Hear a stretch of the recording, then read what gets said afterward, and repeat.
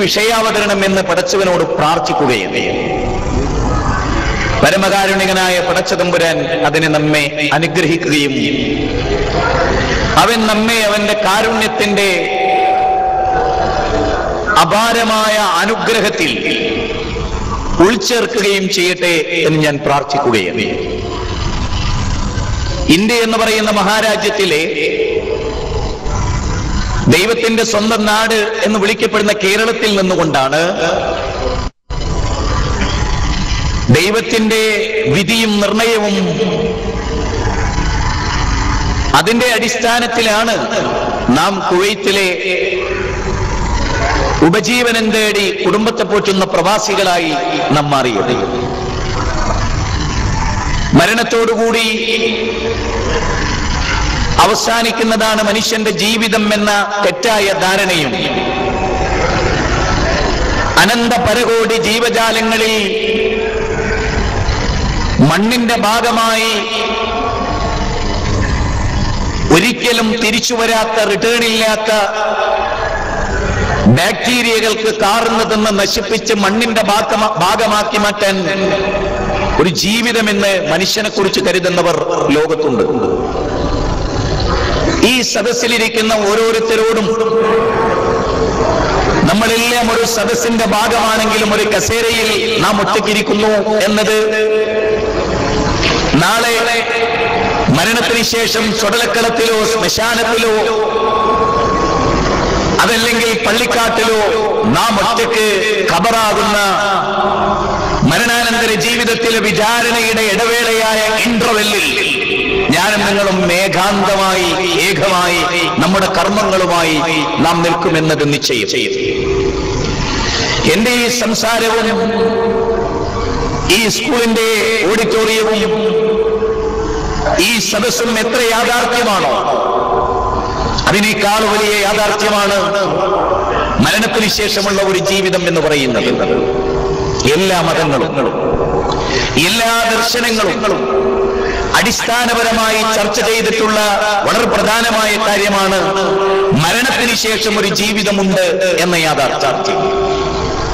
മഹാഭാരത യുദ്ധം ഇന്ത്യയെ സംബന്ധിച്ചിടത്തോളം സവിശേഷമായ ശ്രീമദ് ഭഗവത്ഗീത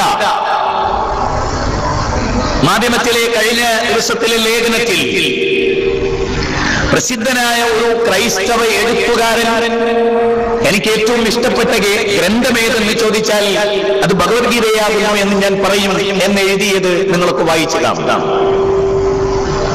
ഭഗവത്ഗീതയിൽ 2-ാം അധ്യായത്തിലെ 2-ാമത്തെ ശ്ലോകത്തിൽ യുദ്ധം ചെയ്യാതെ പകച്ചു നിന്ന അർജുനനോട് ഇത് ധർമാധർമ്മ യുദ്ധമാണെന്നും ഈ ധർമ്മയുദ്ധത്തിൽ കുടുംബമോ സുഹൃത്തുക്കളോ സഹപ്രവർത്തകരോ വേണ്ടപ്പെട്ടവരോ ഗുരുനാഥന്മാരോ പരിഗണനീയരല്ല, മറിച്ച് ധർമ്മത്തിനാകുന്ന പ്രാധാന്യമെന്ന് ശ്രീകൃഷ്ണൻ അർജുനനെ പഠിപ്പിക്കുന്ന ഭാഗമാണ് ഭഗവത്ഗീതയുടെ 2-ാം അധ്യായത്തിലെ 2-ാമത്തെ വചനം. വീണ്ടും പകച്ചു നിന്ന അർജുനനോട് 2-ാമത്തെ ദ്വിതീയ അധ്യായത്തിലെ 37-ാമത്തെ ശ്ലോകത്തിൽ ഹദോവ പ്രാപ്സ്യസി സ്വർഗം ചിദോവ ഭോക്ഷ്യസേ മഹീം തസ്മാത് ഉത്തിഷ്ഠ കൗന്ദേയ യുദ്ധായ കൃതനിശ്ചയ അലയോ അർജുന അലയോ കുന്തിപുത്ര ഹദോവ പ്രാപ്സ്യസി സ്വർഗം ചിദോവ ഭോക്ഷ്യസേ മഹീം തസ്മാത് ഉത്തിഷ്ഠ കൗന്ദേയ യുദ്ധായ കൃതനിശ്ചയ അലയോ അർജുന കുന്തിപുത്ര നീ പകച്ചു നിൽക്കേണ്ടവനല്ല, ആകുലപ്പെടേണ്ടവനല്ല, ബന്ധപ്പെട്ടവരുടെ മഹത്വത്തെ കുറിച്ച് സംസാരിച്ച് കാലം കഴിക്കേണ്ടവനല്ല. നീ ഏറ്റെടുക്കുന്നതും നീ ഇവിടെ ചെയ്യാൻ പോകുന്നതും ധർമ്മത്തിന് വേണ്ടിയുള്ള മഹായുദ്ധത്തിലാണ്. അതുകൊണ്ട് തന്നെ സ്വർഗം, ഈ യുദ്ധത്തിൽ നീ കൊല്ലപ്പെട്ടാൽ നീ പ്രാപിക്കുന്നത് സ്വർഗമാണ്. യഥാർത്ഥ മോക്ഷസങ്കല്പം എന്ന് പറയുന്നത് സ്വർഗപ്രവേശനമാണ്. വേദഗ്രന്ഥങ്ങളെല്ലാം അടിസ്ഥാനപരമായി ചർച്ച ചെയ്തിട്ടുള്ള സ്വർഗനരകങ്ങൾ എന്ന അതിമഹത്തായ കാഴ്ചപ്പാടിൽ നിന്നുകൊണ്ടാണ് മനുഷ്യ വിമോചന ദർശനത്തെ സംബന്ധിച്ചുള്ള എന്റെ സംസാരം ഇവിടെ രൂപപ്പെടുക. നമ്മളോട് ചോദിച്ചിട്ടല്ലല്ലോ, നമ്മളോട് പറഞ്ഞിട്ടല്ലല്ലോ, നാം ആരും ഇച്ഛിച്ചിട്ടല്ലല്ലോ ഈ ഭൂമുഖത്തേക്ക് നമ്മൾ വന്നത്. ആണോ? നമ്മുടെ ആരുടെയെങ്കിലും അഭീഷ്ടങ്ങളെ, താല്പര്യങ്ങളെ, അംബീഷൻസുകളെ മുൻനിർത്തിക്കൊണ്ടല്ല യഥാർത്ഥത്തിൽ ഈ ഭൂമുഖത്തേക്ക് മാതാവിന്റെ ഉദരത്തിൽ നിന്ന് നാം പുറത്തു വന്നിട്ടുള്ളത്. അല്ല. വല്ലാഹു അഖ്റജകും മിൻ ബുതൂനി ഉമ്മഹാതികും ലാ തഅലമൂന ശൈഅ. ഖുർആനിലെ 16-ാം അധ്യായം 78-ാമത്തെ വചനമാണ്. മാതാവിന്റെ ഗർഭപാത്രത്തിൽ നിന്ന് ഏതൊരു മനുഷ്യ കുഞ്ഞും ഭൂമുഖത്തേക്ക് ഭൂജാതനാകുന്നത് ലാ തഅലമൂന ശൈഅ, ഒന്നും അറിയാത്തവരായി.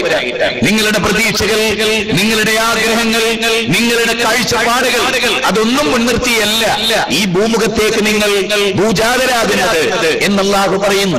നാളെ നമ്മളോട് ചോദിച്ചിട്ടല്ല, നമ്മളോട് പറഞ്ഞിട്ടല്ല, നമ്മൾ അറിഞ്ഞിട്ടല്ല, നമ്മുടെ ആഗ്രഹങ്ങളുടെ സമസ്ത പൂർത്തീകരണങ്ങളും നടന്നിട്ടല്ല നമ്മൾ ഈ ഭൂമുഖത്ത് നിന്ന് അപ്രത്യക്ഷമാകുന്നത് എന്ന ഗൗരവമായ ചിന്തയിൽ നിന്നുകൊണ്ടാണ് ഇസ്ലാം മോക്ഷത്തിന്റെ മാർഗം എന്ന വിഷയം ഞാൻ അവതരിപ്പിക്കുന്നത്. ഇമ്മാനുവൽ കാൻ, ലോകപ്രസിദ്ധനായ Immanuel Kant, gift of God, ദൈവത്തിന്റെ സമ്മാനമാണ് ജർമ്മനിക്ക് ഇമ്മാനുവൽ കാൻ എന്ന് ലോകം വിലയിരുത്തിയ ഇമ്മാനുവൽ കാൻ മരണാനന്തര ജീവിതത്തിന്റെ മൗലികതയെ സംബന്ധിച്ച്, അനിവാര്യതയെ സംബന്ധിച്ച്, മനുഷ്യരുടെ ഈ ലോകത്തിലെ നീതിന്യായ വ്യവസ്ഥകളെ എല്ലാം മുന്നിൽ നിർത്തി മരണത്തിന് ശേഷമുള്ള ഒരു ജീവിതത്തെ കുറിച്ച് ഇമ്മാനുവൽ കാൻ ചർച്ച ചെയ്യുന്നുണ്ട്.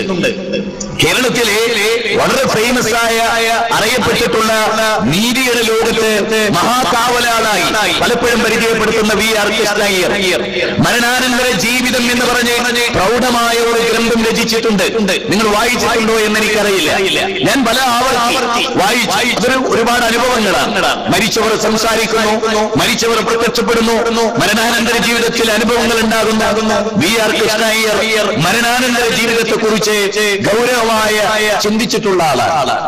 ഓരോ കാലഘട്ടത്തിലെ ചിന്തകന്മാരും മരണത്തിന് ശേഷമുള്ള ഒരു ജീവിതത്തിന്റെ അനിവാര്യതയും അതുണ്ടോ ഇല്ലേ എന്നെല്ലാം ചർച്ച ചെയ്തിട്ടുണ്ട് എന്ന വസ്തുത നമ്മൾ അറിയേണ്ടതുണ്ട്. അവിടെയാണ് മരണത്തിന് ശേഷം ഒരു ജീവിതം ഉണ്ടെങ്കിൽ, മരണത്തിന് ശേഷം ഒരു ജീവിതമുണ്ടെങ്കിൽ ആ ജീവിതത്തിലെ രക്ഷയും ശിക്ഷയും വളരെ പ്രാധാന്യമാണല്ലോ. ആ ജീവിതത്തിലെ രക്ഷയാണ് രക്ഷ, ആ ജീവിതത്തിലെ പരാജയമാണ് പരാജയം, ആ ജീവിതത്തിലെ വിജയമാണല്ലോ തീർച്ചയായും. അങ്ങനെയൊരു ലോകമുണ്ടെങ്കിൽ അനിവാര്യമായി ഉണ്ടാകേണ്ടത്. അതിൽ ഏറ്റവും പ്രധാനമായി എനിക്ക് തോന്നിയിട്ടുള്ള അത്ഭുതകരമായ ഒരു പോയിന്റ്, ലോകത്തിൽ മരണാനന്തര ജീവിതം ശക്തിയുക്തം ബാധിച്ച ഒരു മഹാവ്യക്തി, അത് മുഹമ്മദ് നബി സല്ലല്ലാഹു അലൈഹി വസല്ലമയാണ്. പ്രവാചകന്മാരുടെ പാതയൊക്കെ അതാ. ജീസസ് ക്രൈസ്റ്റ്, അതേ വാദമുള്ള യേശു ക്രിസ്തു, അദ്ദേഹം പഠിപ്പിച്ച തത്വം അതാണ്. മരണാനന്തര ജീവിതത്തെ കുറിച്ചാണ് ചർച്ച. ബൈബിളിലെ അനവധി വാചകങ്ങൾ ഈ മേഖലയിലൂടെ കടന്നുപോയാൽ നിന്റെ വലത് കൈ, നിന്റെ കൈ പാപം ചെയ്യാൻ കാരണമായ നിന്റെ വലത് കൈ ഛേദിച്ചു കളയലാണ്. രണ്ട് കൈകളുമായി നരകത്തിന്റെ അഗ്നിജ്വാലകളുടെ ഭാഗമായി നീ തീരുന്നതിനേക്കാൾ നിനക്ക് ഉത്തമമായിട്ടുള്ളത് എന്ന മത്തായിയുടെ സുവിശേഷത്തിൽ, അതുപോലെ ബൈബിളിലെ വിവിധ വാചകങ്ങളിൽ നീലിച്ചു കാണുന്ന അത്ഭുതകരമായ വാക്കുകൾ. നിന്റെ കണ്ണുകൾ പാപം ചെയ്യാൻ കാരണമാകുന്നുവെങ്കിൽ നിന്റെ കണ്ണ് ചൂഴ്ന്നെടുത്ത് ദൂരെ കളയുക. രണ്ട് കണ്ണുകളുമായി നരകാഗ്നിയിൽ പോകുന്നതിനേക്കാൾ ഉത്തമം അതല്ലയോ എന്ന ചോദ്യത്തിൽ മരണത്തിന് ശേഷമുള്ള ഒരു ജീവിതത്തെ കുറിച്ച് തന്നെയാണ് പരാമർശം. വേദഗ്രന്ഥങ്ങൾ, ലോകത്തിലെ മതഗ്രന്ഥങ്ങൾ, സെമിറ്റിക് മതങ്ങളുടെ പ്രമാണങ്ങൾ എല്ലാം മനുഷ്യരെ പഠിപ്പിച്ചിട്ടുള്ളത് മരണത്തിന് ശേഷമുള്ള ഒരു ജീവിതത്തെ കുറിച്ചാണ്. ഒരു കാര്യം വളരെ പ്രസക്തമായി നാം അറിയേണ്ടതുണ്ട്. ജന്തുലോകവും മനുഷ്യനും തമ്മിലുള്ള അടിസ്ഥാനപരമായ വ്യത്യാസം. വലക്കത് കറംനാ ബനി ആദം, ആദം സന്തതികളെ നാം ആദരിച്ചിരിക്കുന്നു എന്ന ഖുർആനിന്റെ വചനം. ആദം സന്തതികൾ, ലോകത്തിലെ 714 കോടി ജനങ്ങളും ആദമിന്റെ മക്കളാണ്. അവരിൽ ബ്രാഹ്മണ, ക്ഷത്രിയ, ശൂദ്ര, വൈശ്യ ചിന്തകളില്ല, ജാതീയതയില്ല. ബെഞ്ചമിൻ മൊളോയിസിനെ പട്ടാപ്പകൽ വർണ്ണപെറിയൻ ഭരണകൂടം, ദക്ഷിണാഫ്രിക്കൻ ഭരണകൂടം തൂക്കിക്കൊന്നത് തൊലിയുടെ നിറത്തിന്റെ പേരിലായിരുന്നു. Nelson Mandela no easy walk to freedom എന്ന ഗ്രന്ഥത്തിൽ കാണാം 27 സംവത്സരങ്ങൾ വെള്ളക്കാരന്റെ കാരാഗ്രഹത്തിൽ കിടക്കേണ്ടി വന്നത് ഞാൻ നാട്ടുനിറപ്പ് തെറ്റിച്ചതിന്റെ പേരിലല്ല, വ്യഭിചാരം ചെയ്തതിന്റെ പേരിലല്ല, എന്റെ സ്കിന്ന് കറുത്തുപോയി. വിശുദ്ധ ഖുർആൻ കാര്യം പറയുന്നത് ഇങ്ങനെയാണ്. യാ അയ്യുഹൽ ഇൻസാൻ മാ ഗററക ബിറബ്ബിക്കൽ കരീം അല്ലദീ ഖലഖക ഫസവ്വാക ഫഅദല. അപാരമായ ഒരു വാക്ക്, ചിന്തനീയമാണ് ആ വാചകം. അല്ലയോ മനുഷ്യരെ, അപാരമായ ഒരു വിളി. അല്ലയോ മനുഷ്യരെ, എന്റെ പൊന്നുമക്കളെ എന്ന ഒരു മാതാവിന്റെ വിളിയിൽ സ്നേഹമാണ്, എല്ലാവരോടുമുള്ള തുല്യ പരിഗണനയാണ്. എന്റെ പൊന്നുമോൻ ഭാസ്കര എന്ന് അമ്മ വിളിക്കുമ്പോൾ മറ്റു മക്കൾക്കുണ്ടാകുന്ന മാനസിക സമ്മർദ്ദമല്ല ഇവിടെ. എന്റെ പൊന്നുമക്കളെ എന്ന മാതാവിന്റെ വിളിയിൽ, ഉമ്മയുടെ, അമ്മയുടെ, അച്ഛന്റെ വിളിയിൽ എത്ര മനോഹരമാണ് എന്റെ പൊന്നു കുട്ടികളെ എന്നൊരു ഗുരുനാഥന്റെ വിളിയിൽ. അത് തന്നെ യാ അയ്യുഹൽ ഇൻസാൻ, അല്ലയോ മനുഷ്യരെ. ലോകത്തിന്റെ ഏതൊക്കെ കോണുകളിൽ മനുഷ്യരുണ്ടോ അവരെ എല്ലാം വിളിച്ചുകൊണ്ട് ഖുർആനിന്റെ ഒരു ചോദ്യം. അതല്ല, എന്തു പറ്റി നിങ്ങൾക്ക്? അള്ളാഹുവിന്റെ ചോദ്യമാണ്. ഔദാര്യവാനായ, കാരുണ്യവാനായ, അല്ലേ, ആ സൃഷ്ടാവിന്റെ കാര്യത്തിൽ നിങ്ങളെ വഞ്ചിച്ചു കളഞ്ഞ കാര്യം എന്താണ്? അല്ലദീ ഖലഖക ഫസവ്വാക ഫഅദല. എങ്ങനെയുള്ളവനാണ് നിങ്ങളുടെ രക്ഷിതാവ്? എങ്ങനെയുള്ളവനാണ് നിങ്ങളുടെ സൃഷ്ടാവ്? നിങ്ങളെ സൃഷ്ടിച്ചവൻ, നിങ്ങൾക്ക് രൂപകൽപ്പന ചെയ്തവൻ, നിങ്ങളെ ഡിസൈൻ ചെയ്തവൻ, നിങ്ങൾക്ക് ആകാര സൗഷ്ഠവം നൽകിയവൻ. എന്നിട്ട് ഖുർആൻ ഒരു പരാമർശം നടത്തി. ഫീ അയ്യി സൂറത്തിൻ മാ ശാഅ റകബക. നിങ്ങളുടെ ശരീരം അവൻ ഉദ്ദേശിച്ച വിധത്തിൽ നിറങ്ങളും വർണ്ണങ്ങളും നൽകിയവൻ നിങ്ങളെ സൃഷ്ടിച്ചു. കറുപ്പും വെളുപ്പും ചുമപ്പും എല്ലാം ഉൾക്കൊള്ളുന്ന മനുഷ്യൻ എന്ന ഈ മഹാപ്രതിഭാസത്തെ എല്ലാവരെയും സൃഷ്ടിച്ചത് ലോകത്തിന്റെ നാഥനാണെന്ന 82-ാം അധ്യായം 6, 7, 8 വചനങ്ങൾ. അറബിക്ക് അനറബിയെക്കാളും കറുത്തവന് വെളുത്തവനേക്കാളും യാതൊരു പ്രത്യേകതയും ഇല്ല. ദൈവത്തെ ഭയപ്പെടുന്നത് വഴിയല്ലാതെ, സൂക്ഷ്മതാബോധത്താൽ നയിക്കപ്പെട്ട നെഞ്ചകമുള്ളവനല്ലാതെ ദൈവത്തിങ്കൽ പരിഗണിക്കപ്പെടില്ല എന്ന ഖുർആനിക വാചകത്തിന്റെ മാസ്മരികമായ ഒരു ലോകത്തേക്ക്. അതെ, അതുകൊണ്ടാണ് ഞാൻ പറഞ്ഞത്, ചിന്താബന്ധുരമായ, കർമ്മനിരതമായ, രചനാപരമായ, പോസിറ്റീവായി ചിന്തിക്കാൻ പഠിപ്പിച്ച ഒരു ലോകം. നോക്കണേ നിങ്ങൾ, മഹാനായ അബൂദർ, വെളുത്ത വർഗക്കാരന്റെ പ്രതീകമായ അബൂദറിനെ, ഉന്നത കുലജാതനെ, തൊലിനിറം വെളുത്തുപോയ ഒരു മനുഷ്യനെ, ആ മനുഷ്യനും കറുത്ത കാക്കക്കറുപ്പൻ ബിലാലും തമ്മിലുണ്ടായ വാക്കേറ്റത്തിൽ ഒരൊറ്റ വാചകം അബൂദർ ഉപയോഗിച്ചു. ഏ കറുത്തവരുടെ മകനെ, ഏ കറുത്തവരുടെ മകനെ എന്ന പ്രയോഗം ബിലാലിന്റെ നെഞ്ചകം വേദനിച്ചു. ബിലാൽ കറുത്തവനല്ലേ, ആണ് കറുത്ത ഉമ്മയുടെ മകനല്ലേ, എന്നിട്ടും ബിലാൽ വേദനിക്കുകയാണ്. എന്റെ സ്കിന്ന് കറുത്തുപോയത് എന്റെ കാരണം കൊണ്ടാണോ? എന്റെ സ്കിന്ന് കറുത്തുപോയത് എന്റെ മാതാവിന്റെ കാരണം കൊണ്ടാണോ? ബിലാലിന്റെ നെഞ്ചകം വേദനിച്ചു. ബിലാൽ ഓടുകയാണ്. മാനവ വിമോചനത്തിന്റെ പടകാഹളം മുഴക്കി ലോക ചരിത്രത്തിൽ തുല്യതയില്ലാത്ത വിപ്ലവത്തിന് സാക്ഷ്യം വഹിച്ച, ലോകത്തിന്റെ മനുഷ്യന്റെ മനസ്സാക്ഷിയെ സ്വാധീനിച്ച മഹാരഥനായ പ്രവാചക ചക്രവർത്തിയുടെ സന്നിധാനത്ത് ബിലാലിന്റെ ദുഃഖം അണപൊട്ടി ഒഴുകി. കണ്ടടങ്ങളിൽ നിന്ന് കണ്ണുനീർ ധാരധാരയാ ഒഴുകി. ബിലാൽ മൊഴിഞ്ഞുവത്രേ, അള്ളാഹുവിന്റെ പ്രവാചകരെ, അബൂദർ എന്നെ കറുത്തവരുടെ മകനെ എന്ന് വിളിച്ചു. പ്രവാചകനെ ചോദിക്കാമായിരുന്നു, ബിലാലെ, ശരിയല്ലേ ബിലാലെ, അത് നീ കറുത്തവനല്ലേ, കറുത്ത ഉമ്മയുടെ മകനല്ലേ, എന്താ ബിലാലെ അതിന്റെ തെറ്റ് എന്നല്ല പ്രവാചകന്റെ ചോദ്യം. അബൂദർ, താങ്കൾ അദ്ദേഹത്തെ കറുത്തവരുടെ മകനെ എന്ന് വിളിച്ചു. ബിലാൽ പറഞ്ഞത് സത്യമാണോ അബൂദർ? അബൂദർ പറഞ്ഞു, അതെ. ആ സമയത്ത് പ്രവാചകന്റെ വാക്കെന്താണെന്ന് അറിയാമോ? അബൂദർ, താങ്കളിൽ ഇസ്ലാം പൂർത്തിയായിട്ടില്ല, ഇസ്ലാം പൂർത്തീകരിക്കപ്പെട്ടിട്ടില്ല. താങ്കളിൽ ജാഹിലിയത്തിന്റെ, അജ്ഞതയുടെ കാലഘട്ടത്തിന്റെ അംശങ്ങൾ അങ്ങയുടെ ഹൃദയ തന്തുക്കളെ കറുപ്പിച്ചിട്ടുണ്ട് അബൂദർ. അതുകൊണ്ടത് മാറ്റണം. ഇത് കേൾക്കേണ്ട താമസം അബൂദറിന്റെ കവിളുകൾ മരുഭൂമിയിലേക്ക് താഴുകയാണ്. ബിലാൽ, അഹങ്കാരത്തിന്റെ എന്റെ മനസ്സിനെ ആശ്വാസമേകാൻ എന്റെ കവിൾത്തരത്തിൽ നിന്റെ കറുത്ത കാലുകൊണ്ടൊന്ന് ചവിട്ടു സംസാരിക്കും, കാര്യങ്ങൾ ബോധ്യപ്പെടുത്തി കൊടുക്കും. ആരും തന്നെ വിഷയമായ പരിവർത്തനത്തിന്റെ പടപ്പാട്ട് പാടാൻ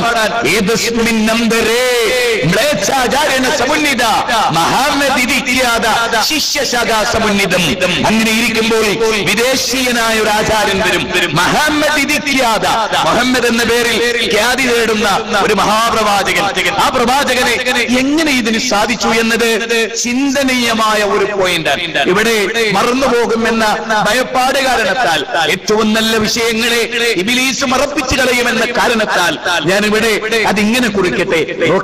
ലോകത്തൊരു മനുഷ്യൻ അദ്ദേഹം നമ്മളോടൊപ്പം കുഞ്ഞുനാളിലേ കഴിച്ചു വളർന്നു എന്ന് സങ്കല്പിച്ചു നോക്കൂ നിങ്ങൾ. ജീവിതത്തിൽ ഒരിക്കലും ആ വ്യക്തി കളവ് പറഞ്ഞായി നമുക്ക് ആർക്കും ഒരു അനുഭവമില്ല. എന്തൊരു കാര്യത്തിലും സത്യസന്ധതയുടെ മഹാ ഉദാഹരണമായി ആ മനുഷ്യനെ ആ നാട്ടുകാരെടുത്ത് കാണിക്കുകയാണ്. ഇല്ല, അബൂജഹൽ അഭിപ്രായമില്ല മുഹമ്മദ് നബി കള്ളം പറയുമെന്ന്. അബൂ സുഫിയാന്റെ നാവുകൾ വളഞ്ഞില്ല, ഈ പ്രവാചകൻ കള്ളം പറയുമെന്ന്. 9 ഭാര്യമാരുടെ കൂടെ മധുരോധാരമായ മധുരിക്കുന്ന ഓർമ്മകൾ മാനവ ചരിത്രത്തിന് സമ്മാനിച്ച ഒരു നല്ല ഭർത്താവിന്റെ ജീവിതത്തിനിടയിൽ ഒരിടത്ത് പോലും ഈ പ്രവാചകൻ വ്യംഗ്യമായ കളവിന്റെ ലാഞ്ചനകൾ പോലും ഞങ്ങളോട് പറഞ്ഞിട്ടില്ലെന്ന് 9 ഭാര്യമാരുടെ സർട്ടിഫിക്കറ്റിന്റെ മുമ്പിൽ ഇല്ല. കൂടെ ജനിച്ചവരും വളർന്നവരും കൂടെ നിന്നവരും ഉപദേശിച്ച് തിരുത്താൻ ശ്രമിച്ചവരും അതേ പ്രവാചകന്റെ ആദർശ പ്രബോധന കാലഘട്ടത്തിൽ പാരമ്പര്യമായ വിശ്വാസത്തിലേക്ക് തിരിച്ചു വിളിച്ചപ്പോഴും അവരാരും ഒഴിഞ്ഞില്ല. ഈ മനുഷ്യൻ കളവ് പറയുമെന്ന് ഞാൻ നിങ്ങളോട് ചോദിക്കട്ടെ എങ്കിൽ എന്റെ പ്രിയപ്പെട്ടവരെ, മഹാത്മാഗാന്ധിയുടെ എന്റെ സത്യാന്വേഷണ പരീക്ഷണങ്ങൾ എന്നിടത്ത് ഗാന്ധിജി പറയുന്നുണ്ട് ഞാൻ കളവ് പറഞ്ഞിട്ടുണ്ടെന്ന്. ഞാൻ എന്റെ ഭാര്യ എന്റെ ജീവിതത്തിലേക്ക് അവൾ മണവാട്ടിയായി കടന്നു വന്നപ്പോൾ തന്നെയും എനിക്ക് മറ്റൊരു പെണ്ണിനോടും ഇഷ്ടമുണ്ടായിരുന്നു. അതിന്റെ പേരിൽ അവളുടെ മാതാവുമായി ഞാൻ തെറ്റേണ്ടി വന്നിട്ടുണ്ട്, എനിക്ക് കളവ് പറയേണ്ടി വരുന്ന സന്ദർഭങ്ങൾ ഉണ്ടായിട്ടുണ്ട് എന്ന് മഹാത്മാഗാന്ധി പറയുന്നുണ്ട്. എന്നാൽ ആര് നിങ്ങളോട് കള്ളം പറഞ്ഞാലും ഞാൻ നിങ്ങളോട് കള്ളം പറയില്ല. ആര് നിങ്ങളെ ചതിച്ചാലും ഞാൻ നിങ്ങളെ ചതിക്കില്ല. അന നബിയുല്ല കദിബ് അന ഇബ്നു അബ്ദുൽ മുത്തലിബ്, ഞാൻ അബ്ദുൽ മുത്തലിബിന്റെ പേര് കുട്ടിയാണ്. ഇല്ല, ഞാൻ നിങ്ങളോട് കള്ളം പറയില്ല, ഞാൻ നിങ്ങളെ ചതിക്കില്ല. അങ്ങനെ ഞാൻ കള്ളം പറഞ്ഞു. പ്രവാചകൻ ഒരു ചോദ്യം ചോദിക്കുന്നുണ്ട്, അല്ല 40 കൊല്ലം ഞാൻ നിങ്ങളുടെ കൂടെ ജീവിച്ചില്ലേ? ഇല്ലേ. എപ്പോഴെങ്കിലും ഞാൻ നിങ്ങളോട് കള്ളം പറഞ്ഞിട്ടുണ്ടോ? അങ്ങനെ ഒരു മനുഷ്യൻ സംസാരിക്കുക, ആ മനുഷ്യനെ എങ്ങനെ നമുക്ക് അവിശ്വസിക്കാൻ സാധിക്കും? ആ മനുഷ്യനാണ് പടച്ചവന്റെ പേരിൽ ഒരു നുണ പറഞ്ഞു എന്ന് വിശ്വസിക്കാൻ എനിക്കും നിങ്ങൾക്ക് സാധിക്കുമോ? ആ പ്രവാചകനാണ് പറയുന്നത് എന്ത്? സ്വർഗം സത്യമാണ്, നരകവും സത്യമാണ്. സുബ്ഹാനല്ലാഹ്, നരകവും സ്വർഗവും സത്യമാണ്. ആ പ്രവാചകന്റെ വാക്കുകളാണ് ഏറെ ശ്രദ്ധേയമായ കാര്യം. ഏതൊരു വ്യക്തി ഏതൊരു വിമോചനത്തിന്റെ ആദർശം അവതരിപ്പിച്ചുവോ ആ വ്യക്തിയുടെ വ്യക്തിത്വത്തിന് മഹാസ്ഥാനമുണ്ട്, ഇല്ലേ? ആ വ്യക്തിത്വമാണ് നമ്മളോട് പറയുന്നത് ഇല്ല, ഞാൻ നിങ്ങളോട് കള്ളം പറഞ്ഞിട്ടില്ല. ആർക്കും അദ്ദേഹം കള്ളം പറഞ്ഞ അഭിപ്രായമില്ല. ഈ സദസ്സിലിരിക്കുന്ന എന്റെ പ്രിയപ്പെട്ട ആദമിന്റെ മക്കളെ, എന്റെ ജ്യേഷ്ഠന്മാരെ, ഹൈന്ദവ സഹോദരങ്ങളെ, ക്രൈസ്തവരെ, ആ പ്രവാചകനാണ് നരകമുണ്ട് എന്ന് പറയുന്നത്. ആ പ്രവാചകനാണ് നരകത്തിൽ നിന്ന് മോചിതമാകുന്ന തത്വങ്ങൾ ലോകത്തെ പഠിപ്പിച്ചിട്ടുള്ളത്.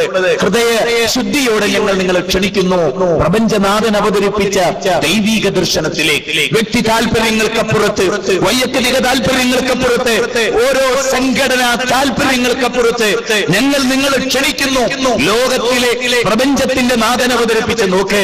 ആകാശത്തിലേക്ക് നോക്ക്, ചന്ദ്രനെ നിങ്ങൾ നോക്ക്, നക്ഷത്രങ്ങളെ നോക്ക്, ജീവജാലങ്ങളെ നോക്ക്, അതിലെ പാരസ്പര്യങ്ങളെ നോക്ക്, അതിലെ വൈവിധ്യതകളെ നോക്ക്.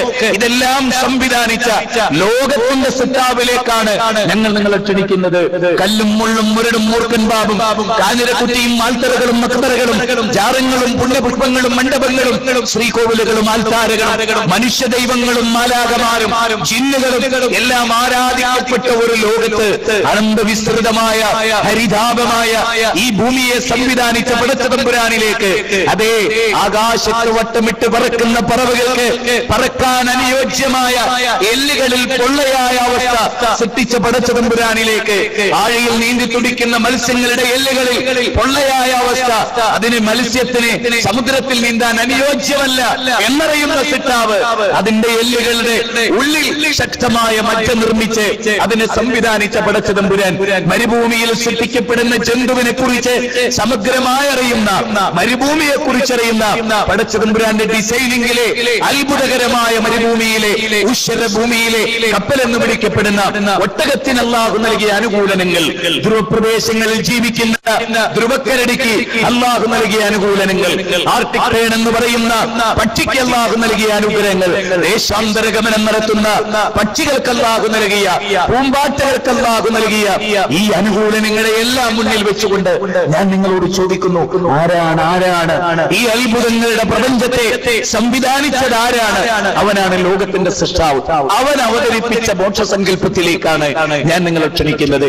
എന്റെ വകയായി ഞാൻ അല്ലാഹുവിനോട് ഈ വിഷയാവതരണത്തിന് വേണ്ടി മാനസികമായി ഒരുങ്ങുമ്പോൾ പ്രാർത്ഥിച്ച പ്രാർത്ഥനകളിൽ രണ്ടാമത്തതൊന്നാണ്, പടച്ചവനെ, വൈയക്തികമായ താല്പര്യങ്ങൾ ജനങ്ങളിൽ അടിച്ചേൽപ്പിക്കുന്ന ഒരു അഭിശപ്ത നിമിഷത്തിന്റെ പ്രബോധകനായി നീ എന്നെ തിരഞ്ഞെടുക്കരുത്, പിശാചിന് നീ എന്നെ ഏൽപ്പിച്ചു കൊടുക്കരുത് എന്ന പ്രാർത്ഥന.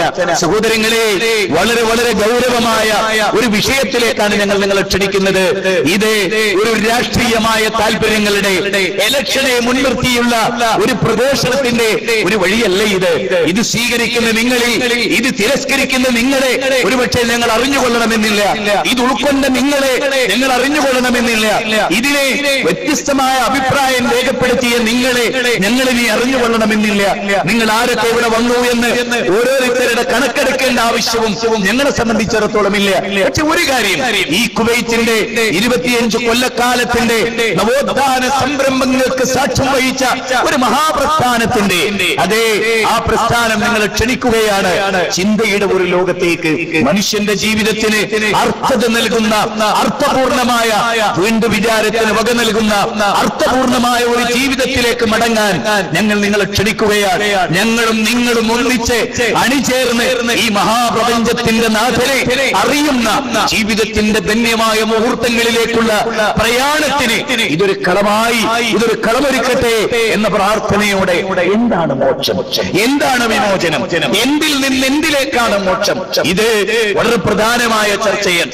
പ്രൊഫറ്റ് മുഹമ്മദ് സ്വല്ലല്ലാഹു അലൈഹി വആലിഹി വഅസ്ഹാബിഹി വസല്ലമ തിരുമേനി അദ്ദേഹത്തിന്റെ വാക്കുകളായി വിശുദ്ധ ഖുർആൻ അദ്ദേഹം ഒരു ജനതയുടെ മുമ്പിൽ പറഞ്ഞിട്ടുള്ള വാക്കുകളായി അല്ലാഹു അവതരിപ്പിച്ച ഖുർആനിലെ 40-ാം അധ്യായം സൂറത്ത് 40-ാം അധ്യായത്തിലെ ഒരു വചനമുണ്ട്. അതായത് സൂറത്ത് ഗാഫിറിലെ ഒരു വചനം, 41-ാമത്തെ വചനം. ആ വചനം ഇങ്ങനെയാണ്: പ്രവാചകൻ മക്കയിൽ പ്രവാചകനായി തിരഞ്ഞെടുക്കപ്പെട്ടതിനു ശേഷം ഹൃദയത്തിന്റെ അഗാധതകളിൽ നിന്ന് പ്രവാചകനോട് ചോദിച്ചൊരു ചോദ്യമുണ്ട്.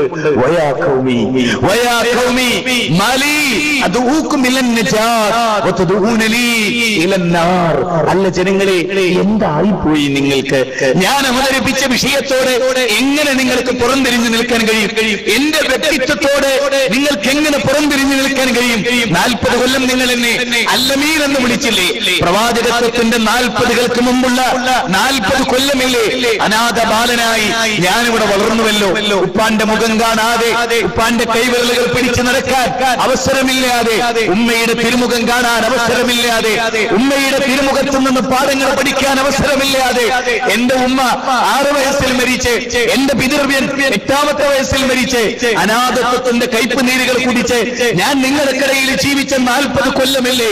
ലോകത്തൊരാൾക്കും തള്ളിക്കളയാനാവാത്ത സമകാലിക ലോകത്തിന്റെ ചിന്തകളെ പിടിച്ചു കുലുക്കുന്ന എന്റെ 40 കൊല്ലത്തെ വ്യക്തിത്വത്തിൽ കളവ് പറയാത്ത ഞാൻ നിങ്ങളെ ഈ പർവ്വത ബിന്ദുവിൽ, ഈ പർവ്വതത്തെ സാക്ഷി നിർത്തി വിളിച്ചപ്പോ നിങ്ങൾ എന്നെ കളവാക്കിയല്ലേ?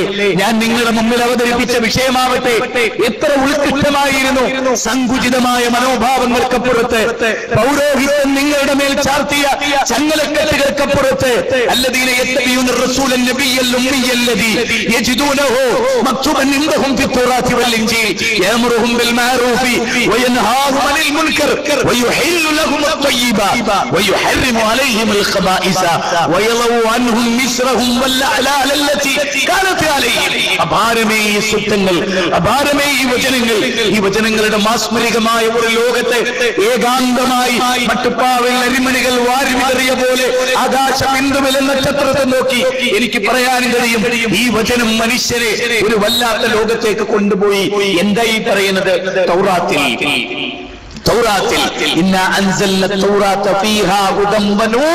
എന്ന് ഖുർആൻ പറഞ്ഞ എന്റെ ക്രൈസ്തവരോടാണ് ഞാൻ പറയുന്നത്.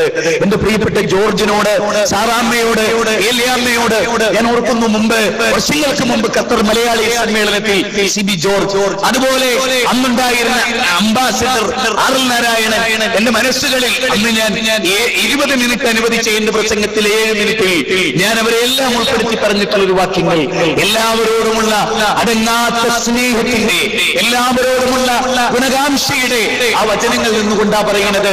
വിശുദ്ധ ഖുർആനിന്റെ 5-ാം അധ്യായം 44-ാമത്തെ വചനത്തിൽ പറയാണ്, ഇന്നാ അൻസൽന തൗറാത്ത ഫീഹാ ഹുദൻ വനൂർ. നോക്കൂ, വിശുദ്ധ ഖുർആനിലാ പറയുന്നത് തൗറാത്ത് അവതരിപ്പിച്ചത് നാമാണ്. മുഹമ്മദിന്റെ കരങ്ങളിൽ ഈ ദൈവീക ഗ്രന്ഥമായ മുഹൈമിനായ മോഡറേറ്ററായ സകല വേദങ്ങളുടെ സംരക്ഷണമായ ഈ ഗ്രന്ഥത്തെ അവതരിപ്പിച്ച നാം തന്നെയാണ് തൗറാത്ത് അവതരിപ്പിച്ചത്. നോക്ക്, തൗറാത്ത് എന്നിട്ടോ അത് മോശമാണെന്നാണോ പറഞ്ഞത്? അല്ല, ഫീഹാ അതിലുണ്ട് ഹുദൻ വനൂർ, മാർഗദർശനവും പ്രകാശവും ഉണ്ടായിരുന്നു തോറയിൽ എന്നുള്ള പറയുകയാണ്. ആ തൗറാത്തിൽ പേര് പറയപ്പെട്ട ഒരു പ്രവാചകൻ തീർന്നില്ല. ഇഞ്ചീലിൽ പേര് പറയപ്പെട്ട പ്രവാചകൻ, പൂർവ്വവേദങ്ങളിൽ പേര് പറയപ്പെട്ട പ്രവാചകൻ, മാത്രമല്ല നിരക്ഷരനായ പ്രവാചകൻ. അക്ഷരങ്ങളുടെ ലോകത്ത് അക്ഷരങ്ങളുടെ വിപ്ലവം നയിച്ചോളൂ എന്ന് പറഞ്ഞ് ആദ്യമായി അവതരിപ്പിച്ച ഖുർആനിന്റെ സുഖം വായിച്ചു പ്രവാചക. ഈ ലോക പുസ്തകത്തിൽ വായിക്കാൻ, ലോകത്തെ കണ്ട് വായിക്കാൻ, പഠിക്കാൻ ആഹ്വാനം ചെയ്ത് അവതരിപ്പിച്ച വേദഗ്രന്ഥം ഒരു നിരക്ഷരനായ പ്രവാചകനെ. അതേ, നിങ്ങൾക്ക് ആ പ്രവാചകനെ അറിയാം, അക്ഷരജ്ഞാനമില്ലാത്ത പ്രവാചകനെ. ആ പ്രവാചകനെ തൗറാത്തിലും ഇഞ്ചീലിലും പേര് പറയപ്പെട്ട ആ പ്രവാചകൻ എന്തിനു വന്നു ലോകത്ത്? ആ പ്രവാചകൻ നിർവഹിച്ച ദൗത്യം എന്താണ്? വളരെ ഗൗരവമായ പഠനമല്ലേ അത്? ആ പ്രവാചകൻ നിർവഹിച്ച ഏറ്റവും പ്രധാനമായ ദൗത്യം എല്ലാ നന്മകളും ലോകത്തെ പഠിപ്പിച്ചെത്തിച്ചു. എല്ലാ നന്മകളും എല്ലാ തിന്മകളും അദ്ദേഹം ഈ സമൂഹത്തിൽ നിന്ന് വിഭാടനം ചെയ്യുന്നതിന് ജീവാർപ്പണം ചെയ്ത ഒരു ജീവിതം സമർപ്പിച്ചു. വളരെ പ്രധാനമാണ് ആ പരാമർശം. ഖുർആനിലെ 7-ാം അധ്യായം 150-ാമത്തെ വചനമാണ്. 1:5-7 അല്ല പറയുകയാണ്, അങ്ങനെയൊരു പ്രവാചകൻ തീർന്നില്ല. എല്ലാ നല്ല പാനീയങ്ങളും എല്ലാ നല്ല വസ്തുക്കളും അവൻ നിങ്ങൾക്ക് അനുവദനീയമാക്കി. എല്ലാ ചീത്തയായ കാര്യങ്ങളും ആ പ്രവാചകൻ, അത് ഏതുവരെ? ഒരു പുകവലി മുതൽ, ഒരു പെപ്സി മുതൽ, കോള മുതൽ എന്നും മനുഷ്യ ശരീരത്തിന് ഹാനികരമാണോ ആ പാനീയങ്ങളെല്ലാം, ആ ഭക്ഷണങ്ങളെല്ലാം അല്ലാഹു സുബ്ഹാനഹു വ തആലയുടെ പ്രവാചകൻ നിങ്ങൾക്ക് വിലക്കുകയും നിങ്ങൾക്ക് ആരോഗ്യദായകവും നിങ്ങളുടെ ചിന്തകളെ പരിപോഷിപ്പിക്കുന്നതുമായ എല്ലാ നല്ല കാര്യങ്ങളും ആ പ്രവാചകൻ തീർന്നില്ല. ആ പ്രവാചകന്റെ ദൗത്യത്തിന്റെ 3-ാം ഘട്ടം പൗരോഹിത്യം നിങ്ങളെ വലിഞ്ഞു മുറുക്കി. പൗരോഹിത്യത്തിന്റെ താല്പര്യങ്ങൾക്കനുസരിച്ച് നിങ്ങളെ അന്ധവിശ്വാസികളായി, കല്ലും മുള്ളും നിങ്ങളുടെ ആരാധനാപാത്രങ്ങളായി തീർന്നു. അവർ സൃഷ്ടിച്ച ചങ്ങലക്കെട്ടുകളിൽ നിന്ന് അവൻ നിങ്ങളെ മോചിപ്പിച്ചു. അപാരമേ ഈ ദർശനം, അവൻ നിങ്ങളെ മോചിപ്പിച്ചു. തീർന്നില്ല.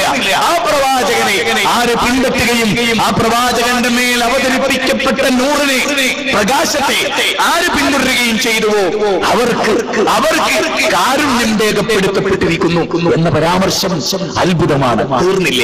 അതിന്റെ അടുത്ത വാചകം എന്താണെന്നറിയോ? യാ അയ്യുഹന്നാസ് ഇന്നി റസൂലുള്ളാഹി ഇലൈക്കും ജമീഅ അല്ലദീ ലഹു മുൽക്കു സ്സമാവാതി വൽ അർദ്. ആകാശഭൂമികളെ സൃഷ്ടിച്ച ആ നാഥന്റെ പ്രവാചകനാണ് ഈ പ്രവാചകൻ. തീർന്നില്ല. ആ പ്രവാചകനോ ലോകക്കാകമാനമുള്ള പ്രവാചകനാണ്. പാശ്ചാത്യനും പൗരസ്ത്യനും കറുത്തവനും വെളുത്തവനും എല്ലാവർക്കുമുള്ള പ്രവാചകനാണ് ആ പ്രവാചകൻ. എനിക്ക് പറയാനുള്ളത് ഇതാ, ബല നിന്റെ നബിയാണ് കേട്ടോ മുഹമ്മദ് നബി. ബല നിനക്ക് മോചനം നൽകിയ ആ പ്രവാചകൻ നീ എന്താ അറിയാതെ പോയത്? സുബ്രഹ്മണ്യ, നിന്നോട് സംസാരിച്ച, നിനക്ക് വേണ്ടി സംസാരിച്ച, നിനക്ക് വേണ്ടി സ്വന്തം നാട് വിട്ടുപോയ ആ മുഹമ്മദ് നബിയെ എന്ത് നീ അറിയാതെ പോയത്? സമന്വിത എന്ന് പറഞ്ഞ ആ പ്രവാചകനെ, നോക്കൂ, ഞാൻ പോകുന്നതാണ് നിങ്ങൾക്ക് നല്ലത്.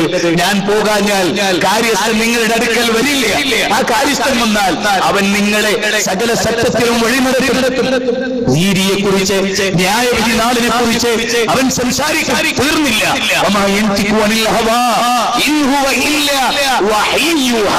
സ്വന്തമായി സംസാരിക്കുകയില്ല, വഹിയനുസരിച്ചല്ലാതെ എന്ന് ബൈബിളിൽ പറഞ്ഞ ആ പ്രവാചകൻ 53-ാം അധ്യായം 3-4 വചനങ്ങളാണ്. സഹോദരങ്ങളെ, ആ പ്രവാചകനെ എന്റെ ജോർജ് നീ അറിഞ്ഞില്ലല്ലോ.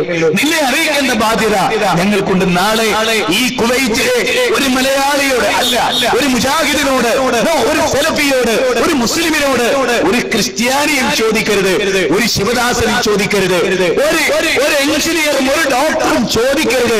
നീ എന്റെ അയൽവാസിയായി നിന്റെ ഫ്ലാറ്റിൽ നിന്നോടൊപ്പം 5 കൊല്ലം ഞാൻ കൂടിയിട്ട് എന്തേ നീ എന്റെ പ്രവാചകനെ, എന്റെ വിമോചകനെ നീ എന്തേ എന്നെ അറിയിക്കാതെ പോയത് എന്നൊരാളും ചോദിക്കരുത്. അതിനവസരമുണ്ടാകരുത്. നാഥ കാലു മഅദറത്തുൻ ഇലാ റബ്ബിക്കും, ഞങ്ങൾ എത്തിച്ചു കൊടുത്തിരുന്നു നാഥ, നിങ്ങളെ ഏൽപ്പിച്ച ഒരു മഹാദൗത്യം നിങ്ങൾ നിർവഹിച്ചിരുന്നു നാഥ എന്ന് പറയാനല്ലാതെ അഹങ്കരിക്കാൻ ഞങ്ങളില്ല, അഭിമാനം കൊള്ളാൻ ഞങ്ങളില്ല, ആളുകളുടെ ബാഹുല്യം പറയാൻ ഞങ്ങളില്ല. ആ അല്പജ്ഞാനത്തിലുള്ള ഉടമകളല്ല ഞങ്ങൾ. നിങ്ങളെ വിളിക്കുന്നത് നജാത്തിലേക്കാണ്. നോക്ക്, ആ വാചകം ഞാൻ ഒന്നുകൂടെ ആവർത്തിച്ചു കൊള്ളട്ടെ. എന്താണ് നജാത്ത്? എറണാകുളത്തിലെ സാൽവേഷന്റെ പ്രവേശന കവാടത്തിലെ കറുത്ത ബോർഡിലെ വെളുത്ത ആയത്ത് നിങ്ങൾ ഓർക്കുന്നുണ്ടോ? ഈ വചനമായിരുന്നു. അല്ല ജനങ്ങളെ, എന്തായിപ്പോയി? ഞാൻ നിങ്ങളെ വിമോചനത്തിലേക്ക്, മോക്ഷത്തിലേക്ക്, സാൽവേഷനിലേക്ക് ഞാൻ നിങ്ങളെ ക്ഷണിക്കുന്നു. പക്ഷേ നിങ്ങൾ എന്നെ ക്ഷണിക്കുന്നത് നരകത്തിലേക്കാണ് നിങ്ങൾ എന്നെ ക്ഷണിക്കുന്നത്.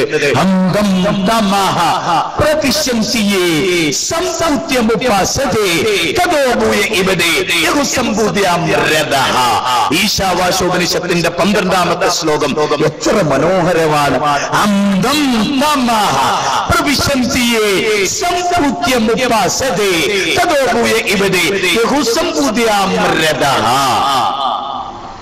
എന്റെ അർത്ഥം എന്താണെന്നറിയോ? ദൈവേതരരെ, പിതൃമാനവാദികളെ, ഇതര ശക്തികളെ, ദേവീ ദേവന്മാരെ ആരാധിക്കുന്നവർ ഘോരാന്ധകാരമായ നരകത്തിൽ പതിക്കുന്നു. ഘോരാന്ധകാരമായ നരകം അത് വിമോചനത്തിനെതിരാണ്, സാൽവേഷനെതിരാണ്. സാൽവേഷൻ എന്നത് സ്വർഗത്തിൽ പ്രവേശിക്കലാണ്. മനുഷ്യ ജീവിതത്തിന്റെ മഹത്തായ ലക്ഷ്യം നമ്മുടെ പിതാവ് ഇറങ്ങി വരികയും നമ്മുടെ പിതാവ് ചെല്ലുകയും ചെയ്യുന്ന സ്വർഗം, പർദീസ, അവിടെ എത്തുക എന്നുള്ളതാണ്. അതാണ് ശരിക്കുള്ള സാൽവേഷൻ. അതിന് ഇഹലോകത്ത് മനുഷ്യർ ചിലത് പഠിച്ചേ തീരും. നിങ്ങൾ നോക്കേ, ന്യൂ എൻസൈക്ലോപീഡിയ ബ്രിട്ടാനിക്ക, പഴയ സംസ്കൃത നിഘണ്ടു, ഇതെല്ലാം പരിശോധിച്ചാൽ നിങ്ങൾക്ക് കാണാൻ കഴിയും എന്ന പദം അതെന്തിനെ കുറിക്കുന്നു? പരബ്രഹ്മവാചകമായ പ്രണവമന്ത്രം എന്നാണ് അതിനെ സംബന്ധിച്ച് നൽകി. പരബ്രഹ്മവാചകമായ പ്രണവമന്ത്രം നാരായണ.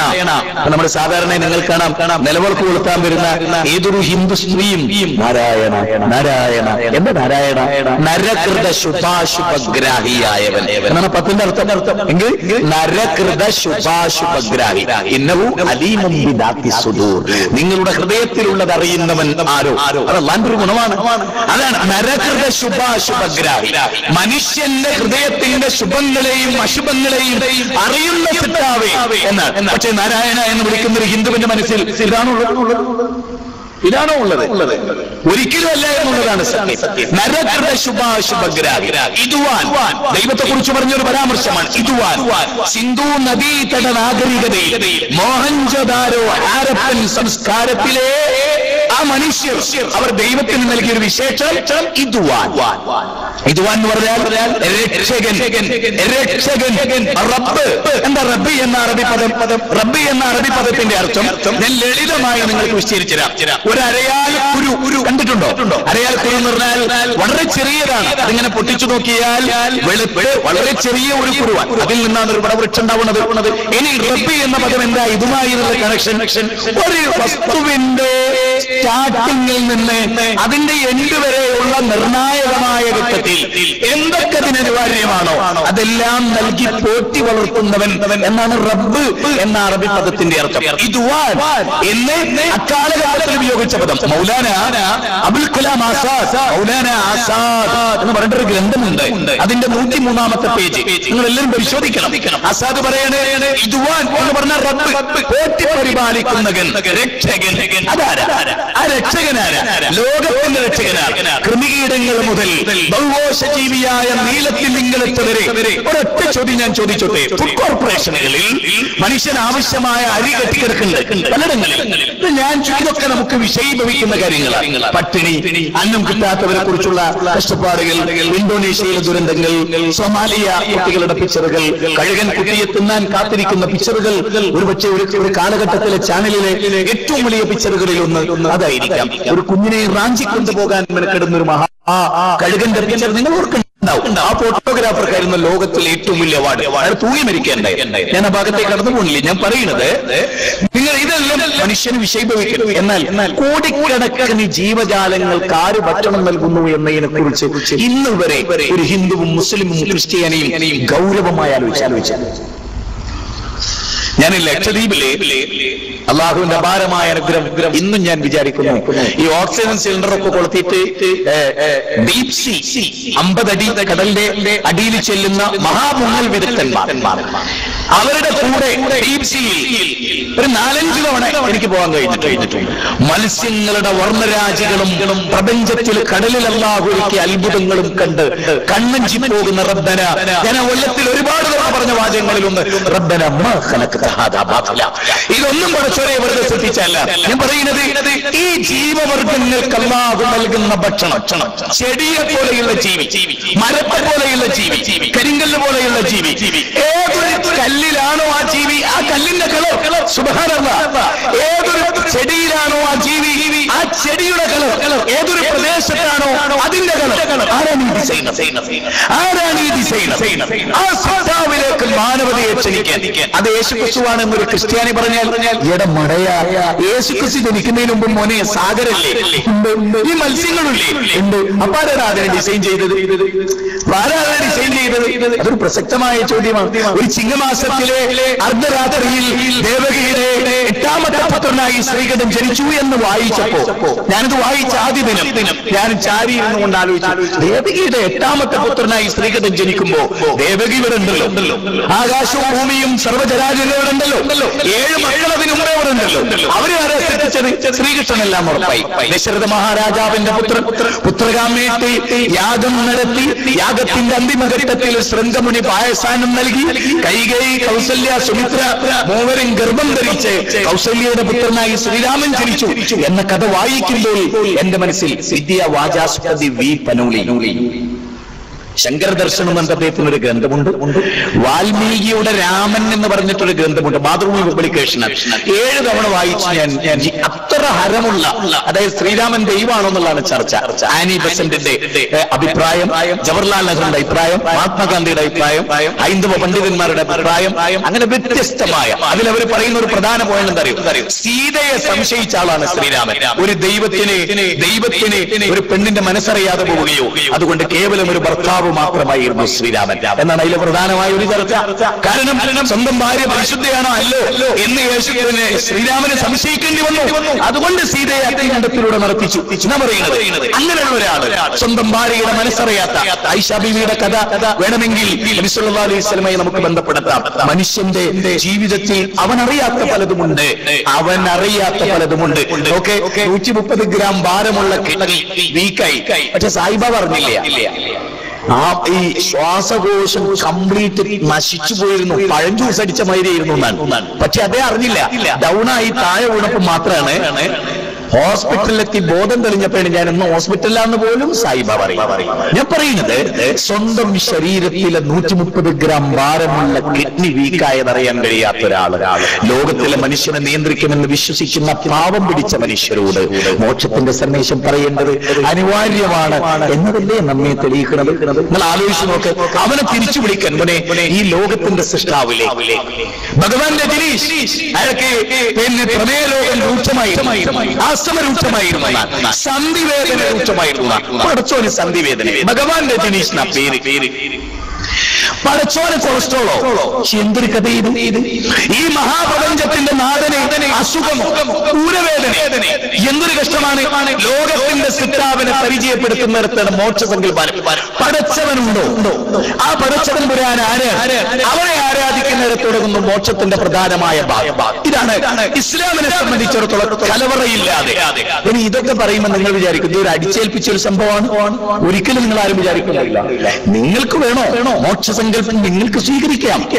പക്ഷേ ഒരു കാര്യം ഖുർആൻ ഗൗരവമായി ഓർമ്മപ്പെടുത്തി, ഇലല്ലാഹി മർജിഉകും ജമീഅ ഫഉനബ്ബിഉകും ബിമാ കുൻതും തഅമലൂൻ. അതെ, നിങ്ങൾ എല്ലാവരും നിങ്ങൾക്ക് ഏത് വിശ്വാസവും സ്വീകരിക്കാം. നിരീശ്വരവാദിയാവാം. മതവിശ്വാസികൾ നിങ്ങൾ നിയന്ത്രിക്കില്ല. അതിന്റെ പേരിൽ ഒരു മതവിശ്വാസിയും അതിന്റെ പേരിൽ നിങ്ങൾ കൊല്ലാൻ പറ്റില്ല. ഇസ്ലാമിന്റെ ഒരു പ്രത്യേകത തന്നെയല്ലേ. ജൂതവിശ്വാസികളുടെ കൂടെ ചില മുസ്ലിം കുട്ടികൾ പോയപ്പോഴാണ് അവർ ജൂതന്മാരായി പോകുന്ന സംശയിച്ചപ്പോൾ ഇറക്കിയ ഖുർആനിക വചനാണ് 2-ാം അധ്യായം 256-ാമത്തെ വചനം, 10-ാം അധ്യായം 99-ാമത്തെ വചനം, 88-ാം അധ്യായം 16-17 വചനങ്ങൾ. എത്ര വചനങ്ങൾ! ആ വചനങ്ങളെല്ലാം എന്താ? ലാ ഇക്റാഹ ഫിദ്ദീൻ ഖദ് തബയ്യന റുശ്ദു മിനൽ ഗയ്. മതത്തിൽ ബലാത്കാരമില്ല. ഹേമൻ ചൊലിച്ച് ഏകപദേശം വെച്ച് വിളിക്കല അല്ലാഹ് എന്ന് പറയേണ്ട ഒരു അവസ്ഥ ഇസ്ലാമിന് ഇല്ല. ഇസ്ലാം വളരെ സുതാര്യമാണ്. തറത്തുകും അലൽ മഹജ്ജത്തിൽ ബൈളാ ലൈലുഹാ കനഹാരിഹാ. അപാരമല്ല മൊഴിമുട്ടുകളിൽ ഇത്ര ശ്രേഷ്ഠമായ മൊഴിമുട്ടുകൾ. എന്താ പ്രകാശപൂരിതമായ ഒരു പാതയിൽ നിങ്ങളെ വിട്ടേച്ചുകൊണ്ടാണ് ഞാൻ കടന്നു പോകുന്നത്. അതിന്റെ രാത്രി അത് പകലിനെ പോലെ പ്രശോഭിതമാണ്. ഇതിനൊരു നിഗൂഢതയുണ്ടോ? ഇതിനൊരു സുതാര്യതക്കപ്പുറത്തുള്ള ഒരു വഴിയുണ്ടോ? ഇല്ല. ഇതിന്റെ ഉള്ളും പുറവും വന്നാൽ അതെ നമ്മുടെ ഉള്ളിലുള്ളതാണ് ഈ പുറത്തേക്ക് വരുന്നത്. ഉള്ളിലൊന്ന് ഒതുക്കി പുറത്തേക്ക് എന്ന് പറയാ. അത് ശീലിച്ചവരെല്ലാ പ്രവാചകന്റെ പ്രബോധക സമൂഹം എന്ന് പറയുന്നത് നിങ്ങൾ ഗൗരവമായി മനസ്സിലാക്കണം. അവിടെയാണ് മതങ്ങൾ. ഈ മതങ്ങൾ എന്ന് പറയുന്നത് മനുഷ്യർ പലപ്പോഴും നിങ്ങൾ നോക്ക്, 25-ാം യുക്തിവാദി സ്റ്റേറ്റ് സമ്മേളനത്തിന്റെ മുദ്രാവാക്യം എന്തായിരുന്നു? മതം തുലയട്ടെ, മനുഷ്യരൊന്നാകട്ടെ എന്നാണ്. മനുഷ്യർ ഒന്നാക്കിയത് മതമാണ്. നിങ്ങൾ നോക്ക്, മതമല്ല പ്രശ്നം, എരിയുന്ന വയറിന്റെ വിളിയാണ് പ്രശ്നം എന്ന് പ്രഖ്യാപിച്ചവർ. പോളണ്ടിലെ തൊഴിലാളി വർഗത്തിന്റെ ഏറ്റവും വലിയ നേതാവ്, അദ്ദേഹത്തിന്റെ വാക്യം എന്തറിയോ? കമ്മ്യൂണിസം അധികാരത്തിൽ വരുന്നതിന് മുമ്പ് ഭക്ഷണം ചോദിക്കാൻ നിങ്ങൾക്ക് അവകാശമുണ്ടായിരുന്നു, വസ്ത്രം ചോദിക്കാൻ നിങ്ങൾക്ക് അവകാശമുണ്ടായിരുന്നു, പാർപ്പിടം അന്വേഷിക്കാൻ നിങ്ങൾക്ക് അവകാശമുണ്ടായിരുന്നു. പക്ഷെ കമ്മ്യൂണിസം അധികാരത്തിൽ വന്നപ്പോ ഈ 3 സ്വാതന്ത്ര്യങ്ങൾ ഞങ്ങൾക്ക് നഷ്ടപ്പെട്ടു. ഈ 3 സ്വാതന്ത്ര്യവും ഞാൻ പറയുന്നത് മനുഷ്യർക്ക് വിലപ്പെട്ട ഓഫറുകൾ നൽകി വന്ന പ്രത്യയശാസ്ത്രങ്ങൾ. ഈ പ്രത്യയശാസ്ത്രങ്ങൾ പരാജയപ്പെട്ടു. ഇപ്പൊ മദ്യത്തിന്റെ ദുരന്തം കേരളത്തെ വരിഞ്ഞു മുറുക്കുകയും അതിനെതിരെ ശക്തമായ പഠനങ്ങളും ചർച്ചകളും നടക്കുമ്പോ ഞാൻ വിചാരിക്കണം മാറി വരുന്ന സർക്കാരുകളോട്. നിങ്ങൾ നോക്കൂ, നിങ്ങൾ കാർൽ മാർക്സിനെ അനുസരിച്ച് മദ്യമുക്തമായ മഹാത്മാഗാന്ധിയുടെ സങ്കല്പമായിരുന്നു മദ്യമുക്തമായ ഒരു ലോകം. ഗാന്ധിജി കുടിച്ചിരുന്നില്ല. പക്ഷേ കാർൽ മാർക്സിന്റെ സങ്കല്പമായിരുന്നു മദ്യമുക്തമായ കേരളമെന്നോ ലോകമെന്നോ പറയാൻ കഴിയില്ല. കാരണം കാർൽ മാർക്സ് കുടിക്കാത്ത ഒറ്റ ദിവസം ഉണ്ടായിട്ടില്ല. ഞാനല്ല പറയുന്നത്, കാർൽ മാർക്സ് പറഞ്ഞ അദ്ദേഹത്തിന്റെ ആത്മകഥയിലുള്ള വരികളാ പറയുന്നത്. ഞാൻ യൂണിവേഴ്സിറ്റി പഠിച്ചപ്പോ എന്റെ സർവകലാശാല ഒരു മദ്യശാല കൂടിയായിരുന്നു. മദ്യപിച്ച് ബേളുണ്ടാക്കിയിട്ട് എന്റെ യൂണിവേഴ്സിറ്റി എന്നെ പുറത്താക്കി ജയിലിലെ കമ്പനികളൊക്കെ നന്നായിട്ട് മദ്യപിക്കുന്നവരായിരുന്നു. ഞങ്ങൾ കള്ളിഷാപ്പിൽ നിന്ന് ബേളം വെച്ചിട്ട് പോലീസുകാർ ഞങ്ങൾ ഓടിച്ചിട്ടിടിച്ചു എന്ന് കാർൽ മാർക്സ് പറയുന്നതാണ്. ഞാൻ പറയുന്നത് ലോകത്തെ ഏതൊരു ദർശനവും മാനവ സമൂഹത്തെ പിടിച്ചു എങ്ങനെ അത്ഭുതകരമാണ് ഇസ്ലാമിന്റെ രീതി എന്നാണ് ഞാൻ പറയും. ഇസ്ലാം മോക്ഷ സങ്കല്പം എന്നുള്ള ഈ വിഷയം അവതരിപ്പിക്കുമ്പോ ഇത് നിങ്ങളുടെ മുമ്പിൽ ഒരു അടിച്ചേൽപ്പിക്കേണ്ട സ്വരമല്ല.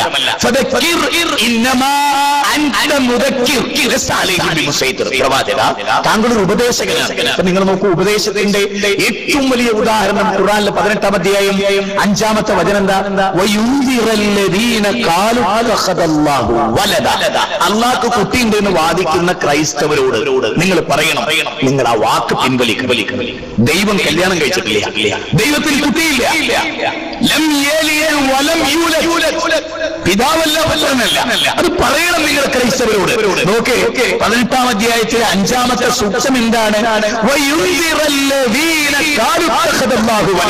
മുസ്ലിങ്ങളെ, നിങ്ങളുടെ പ്രബോധനത്തിന്റെ മർമ്മം ക്രൈസ്തവരുമായുള്ള സ്നേഹ സംവാദമാവണം. വല്ലാത്തൊരു വാക്കല്ലേ അത്? ക്രൈസ്തവരല്ലേ അത് പറയുന്നത്? ദൈവത്തിന് കുട്ടിയുണ്ട്, ദൈവത്തിന്റെ പുത്രനുണ്ട്. അല്ല പറയാം അള്ളാഹ്ക്ക് ഏറ്റവും വെറുപ്പുള്ള വാക്ക്, പടച്ചവന് ഏറ്റവും വെറുപ്പുള്ള വാക്ക്, ലോകത്തിന്റെ സൃഷ്ടാവിന് ഏറ്റവും വെറുപ്പുള്ള വാക്ക് നിങ്ങൾ പറയരുത്. ദൈവം വിവാഹിതനല്ല, ദൈവത്തിന് കുട്ടിയില്ല, ദൈവത്തിന്റെ അടിമകളാണ് നിങ്ങൾ. അതാ ദൈവത്തിന്റെ അടിമകളാണ്. പിതാവ് പുത്രൻ എന്ന സങ്കല്പമില്ല ഇവിടെ. നിങ്ങൾ നോക്കൂ, വിശുദ്ധ ഖുർആനിൽ അബ് എന്ന പ്രയോഗം ഇല്ല. അത്ഭുതകരമാണ്. Miracle after miracle. ഖുർആനിന്റെ അത്ഭുതങ്ങളിലെ ഏറ്റവും പ്രധാനമായ ഒരു വാക്ക് അതാണ്. പ്രവാചക തിരുമേനി ലോകത്ത് വന്ന് അദ്ദേഹത്തിന്റെ പ്രബോധനം ഉണ്ടായിരുന്ന കാലത്ത് അദ്ദേഹം അവതരിപ്പിച്ച ദൈവസങ്കല്പം എന്താ? ലോകത്ത് ഇന്ന് മതങ്ങൾ അവതരിപ്പിക്കുന്ന ദൈവസങ്കല്പം എന്താ? ഞാൻ പറഞ്ഞല്ലോ, ഇദ്വാൻ. വേറെ ഒരു പ്രയോഗം തന്നെ വേദകുൻ എന്ന പദമായിരുന്നു. മോഹൻജൊദാരോ ഹാരപ്പൻ സംസ്കാരത്തിൽ ജീവിച്ചിരുന്ന ആളുകൾ ദൈവത്തിന് പറഞ്ഞിരുന്ന മറ്റൊരു സവിശേഷത. വേദകുൻ എന്ന പദത്തിന്റെ അർത്ഥം ഉറക്കമില്ലാത്തവൻ, മഴക്കമില്ലാത്തവൻ, ഒരിക്കലും മഴങ്ങി ഉറങ്ങാത്തവൻ എന്നാണ് പദത്തിന്റെ അർത്ഥം. ഇത് മൗലാന അബുൽ കലാം ആസാദ് അദ്ദേഹത്തിന്റെ പുസ്തകത്തിന്റെ 103-ാമത്തെ പേജിൽ മൗലാന ആസാദ് എന്ന് പറഞ്ഞൊരു ബുക്കുണ്ട്. അതിൽ അദ്ദേഹം പറയുന്ന വാക്കുകളാണ്. തീർന്നില്ല. പിന്നെ നിങ്ങൾക്കറിയാം, ഉസൽക്കർ എന്ന് പറയുന്ന വളരെ പ്രഗത്ഭനായ എക്സ്കവേഷൻ നടത്തിയ പ്രഗത്ഭനായ പണ്ഡിതനായിരുന്നു അദ്ദേഹം. അദ്ദേഹത്തിന്റെ പഠനങ്ങളിൽ ഏറ്റവും പ്രധാനമായി അദ്ദേഹം പറയുന്നത് യേശുക്രിസ്തു വരുന്നതിന്റെ 2000 വർഷങ്ങൾക്ക് മുമ്പ് നടന്നിട്ടുള്ള മോഹൻജൊദാരോ ഹാരപ്പൻ സംസ്കാരത്തിലെ അതായത് കുഴിച്ചെടുത്തിട്ട് അവിടെ ക്ഷേത്രാവശിഷ്ടങ്ങൾ ഉണ്ടായിരുന്നില്ല, അമ്പലത്തിന്റെ അവശിഷ്ടങ്ങൾ ഉണ്ടായിരുന്നില്ല. ഇനി ഏതെങ്കിലും ആരാധനാലയം എന്ന് തോന്നുന്ന എന്തെങ്കിലും ഉണ്ടായിരുന്നെങ്കിലും അവിടെ പിക്ചർ ഉണ്ടായിരുന്നില്ല, വിഗ്രഹങ്ങൾ ഉണ്ടായിരുന്നില്ല. ഏതെങ്കിലും ഒരു പ്രത്യേക ദൈവത്തെ ആരാധിച്ചതിന്റെ രൂപങ്ങളോ ഫോട്ടോകളോ പിക്ചറുകളോ ഒന്നും ഉണ്ടായിട്ടില്ല. ഇത് സൂചിപ്പിക്കുന്നത് അവർ ഏക ദൈവാരാധകരായി. മാത്രമല്ല, മോഹൻജൊദാരോ ഹാരപ്പൻ സംസ്കാരത്തിൽ ജീവിച്ചിരുന്ന ലിപി ഉണ്ടല്ലോ, ആ കാലഘട്ടത്തിൽ അവർ ഉപയോഗിച്ച ലിപി, അത് വായിക്കപ്പെട്ടിട്ടില്ല ഇന്ത്യയില്. അത് വായിക്കാൻ നന്നേ പരിശ്രമിച്ചു. ചില ആളുകൾക്ക് ചിലത് അവകാശപ്പെട്ടു എന്നതല്ലാതെ ചരിത്രത്തിൽ കൃത്യമായ ഒരു പഠനം അതിന്റെ ലിപികളുമായി ബന്ധപ്പെട്ട് നടത്തിയിട്ടില്ല. കിട്ടിയത് തന്നെ ഞാൻ ഈ പറഞ്ഞ 2 കാര്യങ്ങൾ. ഒന്ന് ഇദ്വാൻ, മറ്റൊന്ന് വേദകുൻ എന്ന് പറയുന്ന ഈ 2 ശബ്ദങ്ങൾ. ഈ 2 ശബ്ദങ്ങളും അല്ലാഹു ലാ ഇലാഹ ഇല്ലാ ഹുവൽ ഹയ്യുൽ ഖയ്യൂം വല്ലാത്തൊരു പ്രയോഗമാണ്. അല്ലാഹു എന്ന് പറഞ്ഞാൽ ഉറക്കമില്ലാത്ത, മയക്കമില്ലാത്ത, ക്ഷീണമില്ലാത്ത പ്രപഞ്ചത്തിന്റെ നാഥൻ എന്നാണ്. നമ്മൾ ആലോചിക്കേണ്ടത് ഇസ്ലാം ലോകത്തിന്റെ മുമ്പിൽ അവതരിപ്പിക്കുന്ന ദൈവസങ്കല്പമാണ് മോക്ഷത്തിന്റെ ഏറ്റവും പ്രധാനമായ കാര്യം. ദൈവത്തെ തിരിച്ചറിയാത്തവർ, ഈ ലോകത്തെ സൃഷ്ടിച്ച് പരിപാലിക്കുന്ന പടച്ചതമ്പുരാനെ തിരിച്ചറിയാത്തവർ, നിങ്ങൾ നോക്ക്, 73 ഡിഗ്രി അതായത് 23 ഭൂമിയുടെ ചെരിവുണ്ടല്ലോ, ആ ചെരിവിൽ നിന്നുകൊണ്ട് ഹേമന്തവും ഗ്രീഷ്മവും വസന്തവും ഇതെല്ലാം മാറി മാറി വരുന്നതിന്റെ സൂര്യനില്ലെങ്കിൽ സസ്യങ്ങൾ മുളയ്ക്കുമോ? ഫോട്ടോസിന്തസിസ് നടക്കുമോ? സൂര്യനില്ലെങ്കിൽ ഈ ലോകത്തിലെ എന്തെങ്കിലും നടക്കുമോ? രാവുണ്ടാകുമോ? പകലുണ്ടാകുമോ? ചെടികൾ മുളയ്ക്കുമോ? അത് ഭക്ഷണത്തിലുള്ള അവസ്ഥകൾ ഉണ്ടാകുമോ? ഈ സൂര്യനെ സൃഷ്ടിച്ച പടച്ചതമ്പുരാൻ മനുഷ്യവാസം ഈ ഭൂമുഖത്ത് ഉണ്ടാകുന്നതിന് മുമ്പ് സൂര്യനെയും ചന്ദ്രനെയും നക്ഷത്രങ്ങളെയും സംവിധാനിച്ച ഒരു മഹാസംവിധായകൻ. നിങ്ങൾ നോക്ക്, കെ പരമേശ്വരൻ പിള്ള എന്ന് പറയുന്ന വളരെ പ്രഗത്ഭനായ ഹൈന്ദവ ദാർശനികൻ. അദ്ദേഹം ഹിന്ദു ധർമ്മ പരിചയം പറഞ്ഞിട്ടൊരു ബുക്ക്, ഒരു നീലച്ചട്ടയുള്ള ഇത്തര പോന്ന ഒരു ബുക്ക്. ആ ബുക്ക് ശ്രീരാമകൃഷ്ണ മഠം പുറനാട്ടുകര തൃശൂർ എന്ന അഡ്രസ്സിൽ മേൽവിലാസത്തിൽ ഒരു ക്ഷേത്ര ബുക്ക് സ്റ്റാളൊക്കെ ചെന്ന നിങ്ങൾക്ക് കിട്ടുന്ന ഒരു പുസ്തകമാണ്. അതിലെ 21-ാമത്തെ അധ്യായം 148-ാമത്തെ പേജ് 3-ാമത്തെ പാരഗ്രാഫ് 1-2 വരികൾ. അതിൽ കെ പരമേശ്വരൻ പിള്ള പറയുകയാണ്, ഒരു ദേവിക്കും ഒരു ദേവനും സ്വന്തമായി കഴിവില്ല. അടിവരയിട്ട് മനസ്സിലാക്കേണ്ട പോയിന്റാണ്. സ്വന്തമായി കഴിവില്ല. ഏതെങ്കിലും ഒരു ദേവി ദേവന് ഒരു പുൽക്കൊടി നീക്കണമെങ്കിൽ പോലും സാക്ഷാൽ പ്രപഞ്ചത്തിന്റെ നാഥൻ കഴിവ് കൊടുക്കണം. ഇത് കെ പരമേശ്വരൻ പിള്ള എഴുതിയ ഹിന്ദുധർമ്മ പരിചയം എന്ന പുസ്തകത്തിലുള്ള കാര്യമാണ്. ഞാൻ നിങ്ങളോട് ചോദിക്കുന്നത്, ഒരു ദേവിക്കും ദേവനും സ്വന്തമായി കഴിവില്ലെന്നും ഒരു പുൽക്കൊടി നീക്കണമെങ്കിൽ പോലും ദൈവം കഴിവ് കൊടുക്കണമെന്നുമാണെങ്കിൽ ആ ദൈവത്തോട് ചോദിച്ചാൽ പോരെ? ആ ദൈവത്തോട് തേടിയാൽ പോരെ? ഈ കഴിഞ്ഞ ഒരു മാസത്തിലധികമായി കായംകുളത്ത് വെച്ച് 3 പ്രബല മതങ്ങളുടെ പണ്ഡിതന്മാർ പങ്കെടുത്തൊരു പ്രോഗ്രാമിലേക്ക് ഈ ഉള്ളവരെയും ക്ഷണിച്ചു. അതില് ആദ്യമായി ക്രൈസ്തവ സമൂഹത്തിന്റെ പ്രതിനിധിയായി ഫാദർ കോശിയാണ് ആദ്യമായി സംസാരിച്ചത്. അദ്ദേഹം സംസാരിച്ച തുടക്കത്തിൽ തന്നെ നമ്മളെല്ലാം, അദ്ദേഹത്തിന്റെ പ്രസംഗമാണ് ഞാൻ പറയും, നമ്മളെല്ലാം ഒരേ ഒരു ദൈവത്തിന്റെ മക്കളാകും. ക്രിസ്ത്യാനികൾ സാധാരണ അങ്ങനെ പറയും, ദൈവത്തിന്റെ മക്കളാകുന്നു, ഒറ്റ ദൈവമേ നമുക്കുള്ളൂ എന്ന് അദ്ദേഹം പ്രസംഗിച്ചു. അതിനുശേഷം ഹിന്ദു മതത്തെ പ്രതികരിച്ചുകൊണ്ട് അശ്വിനി ദേവ് പ്രസംഗിക്കുകയുണ്ടായി. ഞങ്ങൾ 2-3 പരിപാടിക്ക് ഒന്നിച്ച് പങ്കെടുത്തിട്ടുണ്ട്. അദ്ദേഹവുമായി യോജിക്കുകയും നല്ല സ്നേഹത്തോടെ തന്നെ ഞങ്ങൾ പലതവണ ഉണ്ടായിട്ടുണ്ട്. ഞാൻ പറയുന്നത്, അദ്ദേഹവും പറഞ്ഞു നമ്മുടെ ഏകദൈവത്തിന്റെ അടിമകളാണ്, മനുഷ്യരാണ്. ഞാൻ ചോദിച്ചു, പ്രസംഗത്തിലൊക്കെയും ഏകദൈവമാണ്, ലോകത്തിൽ ഒറ്റ ദൈവമേ ഉള്ളൂ എന്ന് പറയുകയും ഏതേത് ശക്തികളെയും ആരാധിക്കുകയും ചെയ്യുന്ന എന്തിനാണ് പിന്നെ നിങ്ങൾ രണ്ടുപേരും? ആ ദൈവത്തെ ആരാധിച്ചാൽ പോരെ, ഒറ്റ ദൈവമേ ഉള്ളൂ എന്ന് നിങ്ങൾ പറയും. ആ ദൈവത്തെ ആരാധിക്കാൻ എന്തുകൊണ്ട് നിങ്ങൾ മറന്നു? ഇവിടെ പക്ഷപാതിത്വമില്ലാത്ത ഒരു ചിന്ത, ലോകത്തിന് സൂര്യനെ ചൂണ്ടിക്കാണിച്ച് ഇതിനെ സൃഷ്ടിച്ചൊരു സൃഷ്ടാവുണ്ടെന്ന് പറയുമ്പോൾ അത് കക്ഷിത്വമാണെന്ന് പറയാൻ എങ്ങനെ നിങ്ങൾക്ക് സാധിക്കും? ഹൃദയം തുറന്ന് കാണിക്കുമ്പോഴും ചെമ്പരത്തിപ്പൂവെന്ന് പറയാനുള്ള സംഗീതത്വം നിങ്ങൾക്ക് എങ്ങനെ ഉണ്ടാകുന്നു? അത് വളരെ പ്രധാനമാണ്. ലോകത്തിന്റെ സൃഷ്ടാവിലേക്കാളും ക്ഷണം. ഹിന്ദുവിനെയും മുസ്ലിമിനെയും ക്രിസ്ത്യാനിയെയും ജൈനനെയും ബൗദ്ധനെയും മതമുള്ളവനെയും എല്ലാത്തവരെയും സൃഷ്ടിച്ച പ്രപഞ്ചത്തിന്റെ നാഥനിലേക്കാണ് ക്ഷണം. ആ പ്രപഞ്ചനാഥന്റെ ആദർശത്തിലേക്കാണ് നിങ്ങളുടെ ക്ഷണം. ഏതൊരു പ്രപഞ്ചനാഥന്റെ സൂര്യന്റെ കിരണങ്ങളാണോ നിങ്ങൾ സ്വീകരിച്ചത്? ഏതൊരു പ്രപഞ്ചനാഥന്റെ ചന്ദ്രന്റെ നിലാവലകളാണോ നിങ്ങൾ ആസ്വദിച്ചത്? ഏതൊരു സൃഷ്ടാവിന്റെ വായുവാണോ നിങ്ങൾ ശ്വസിച്ചത്? ആ നാഥന്റെ ദർശനത്തിലേക്ക് എന്തൊരു വശവാദിത്വമാണ് അത്? ആണോ? അങ്ങനൊരു വശവാദിത്വത്തിന്റെ ദർശനമാണോ അത്? ആർക്കാണ് അഥവായി ഇത് ചിന്തിക്കാൻ കഴിയാത്തത്? ഞാൻ നിങ്ങൾക്ക് വേദഗ്രന്ഥത്തിലെ ചില വാചകങ്ങൾ പറഞ്ഞു തരാം. ഇരുന്ന് ചിന്തിക്കേണ്ട വാചകങ്ങളാണ്. ഇന്ന് ചെന്ന് നിങ്ങളുടെ ഫ്ളാറ്റുകളിൽ, നിങ്ങളുടെ ഭവനങ്ങളിൽ, നിങ്ങൾ താമസിക്കുന്നിടത്ത് ഒന്നൊറ്റക്ക് കിടന്ന് ഇന്നൊന്നൊറ്റക്ക് ചിന്തിച്ച് ഒന്ന് ആലോചിച്ച് നോക്കി. ഞാൻ നിങ്ങൾക്ക് കേൾപ്പിച്ചു തരാം ചില വചനങ്ങൾ, ഒന്ന് നിങ്ങൾ കേട്ടോളൂ. അതുപോലെ ഞാൻ എന്റെ പ്രഭാഷണത്തിന്റെ തുടക്കത്തിൽ ഉദ്ധരിച്ച വേദത്തിലെ ഒരു വാക്ക്, ഹേനോമിനിഷത്തിന്റെ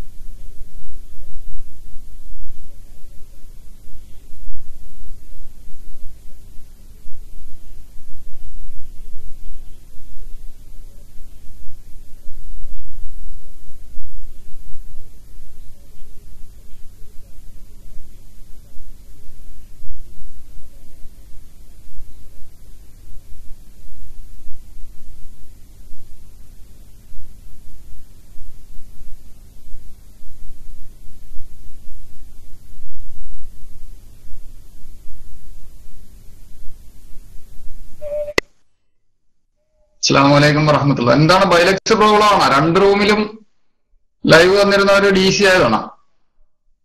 ഹലോ സഹോദരന്മാരെ, ബൈലക്സ് പ്രോബ്ലം ആണോ?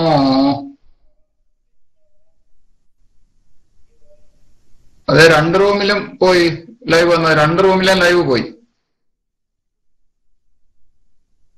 2 റൂമിലും ലൈവ് വന്നോണ്ടിരുന്നവര് പോയി. ഓക്കെ, സുധീർ മൈക്കട്ടെ.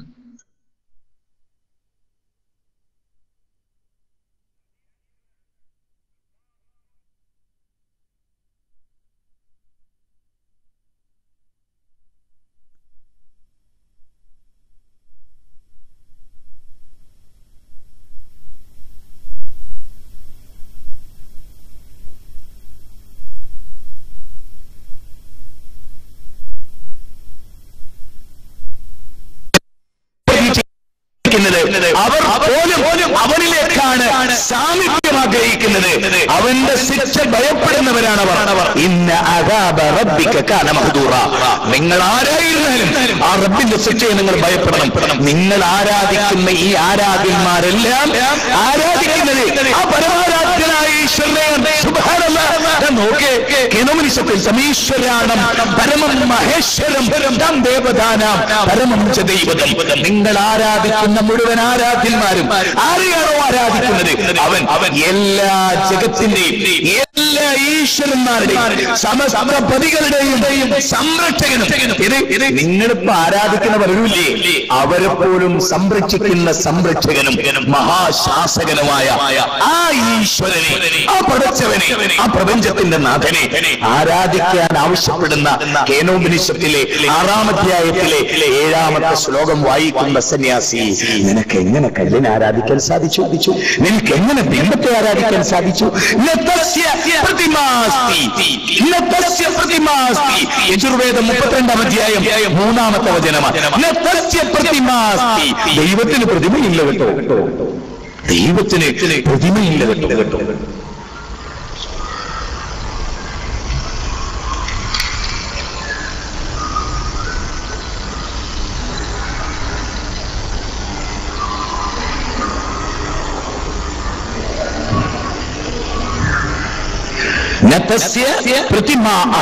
ആ ദൈവത്തിന് പ്രതിമയില്ല. നോക്കണം, ഇത് എവിടെയാ പറയുന്നത്? വിശുദ്ധ ഖുർആന്റെ ഒരു വാചകത്തിൽ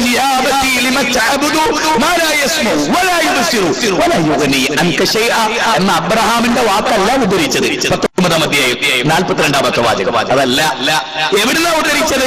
യജുർവേദം 32-ാം അധ്യായം 3-ാമത്തെ ശ്ലോകമാ പറഞ്ഞത്. ആ ദൈവത്തിന് പ്രതിമയില്ല. ആ ദൈവത്തിന് പ്രതിമയില്ല. സ്വാമി ദയാനന്ദ സരസ്വതി, ആര്യ സമാജത്തിന്റെ സ്ഥാപകനായ സ്വാമി ദയാനന്ദ സരസ്വതി വളരെ ഗംഭീരമായി പറയാൻ ഒരു ചോദ്യം. എന്താ ചോദ്യം എന്നറിയോ? കേട്ടോളൂ. സ്വാമി ദയാനന്ദ സരസ്വതിയോട് ചോദിക്കാൻ, ഈശ്വരൻ നിരാകാരനാണ്, അതിനാൽ ധ്യാനത്തിൽ കൊണ്ടുവരാൻ സാധ്യമല്ല. ഈശ്വരൻ നിരാകാരനാണ്, അതുകൊണ്ട് ധ്യാനത്തിൽ ആ രൂപം കൊണ്ടുവരാൻ കഴിയില്ല. അതുകൊണ്ട് അതിനാൽ വിഗ്രഹം കൂടിയേ തീരൂ.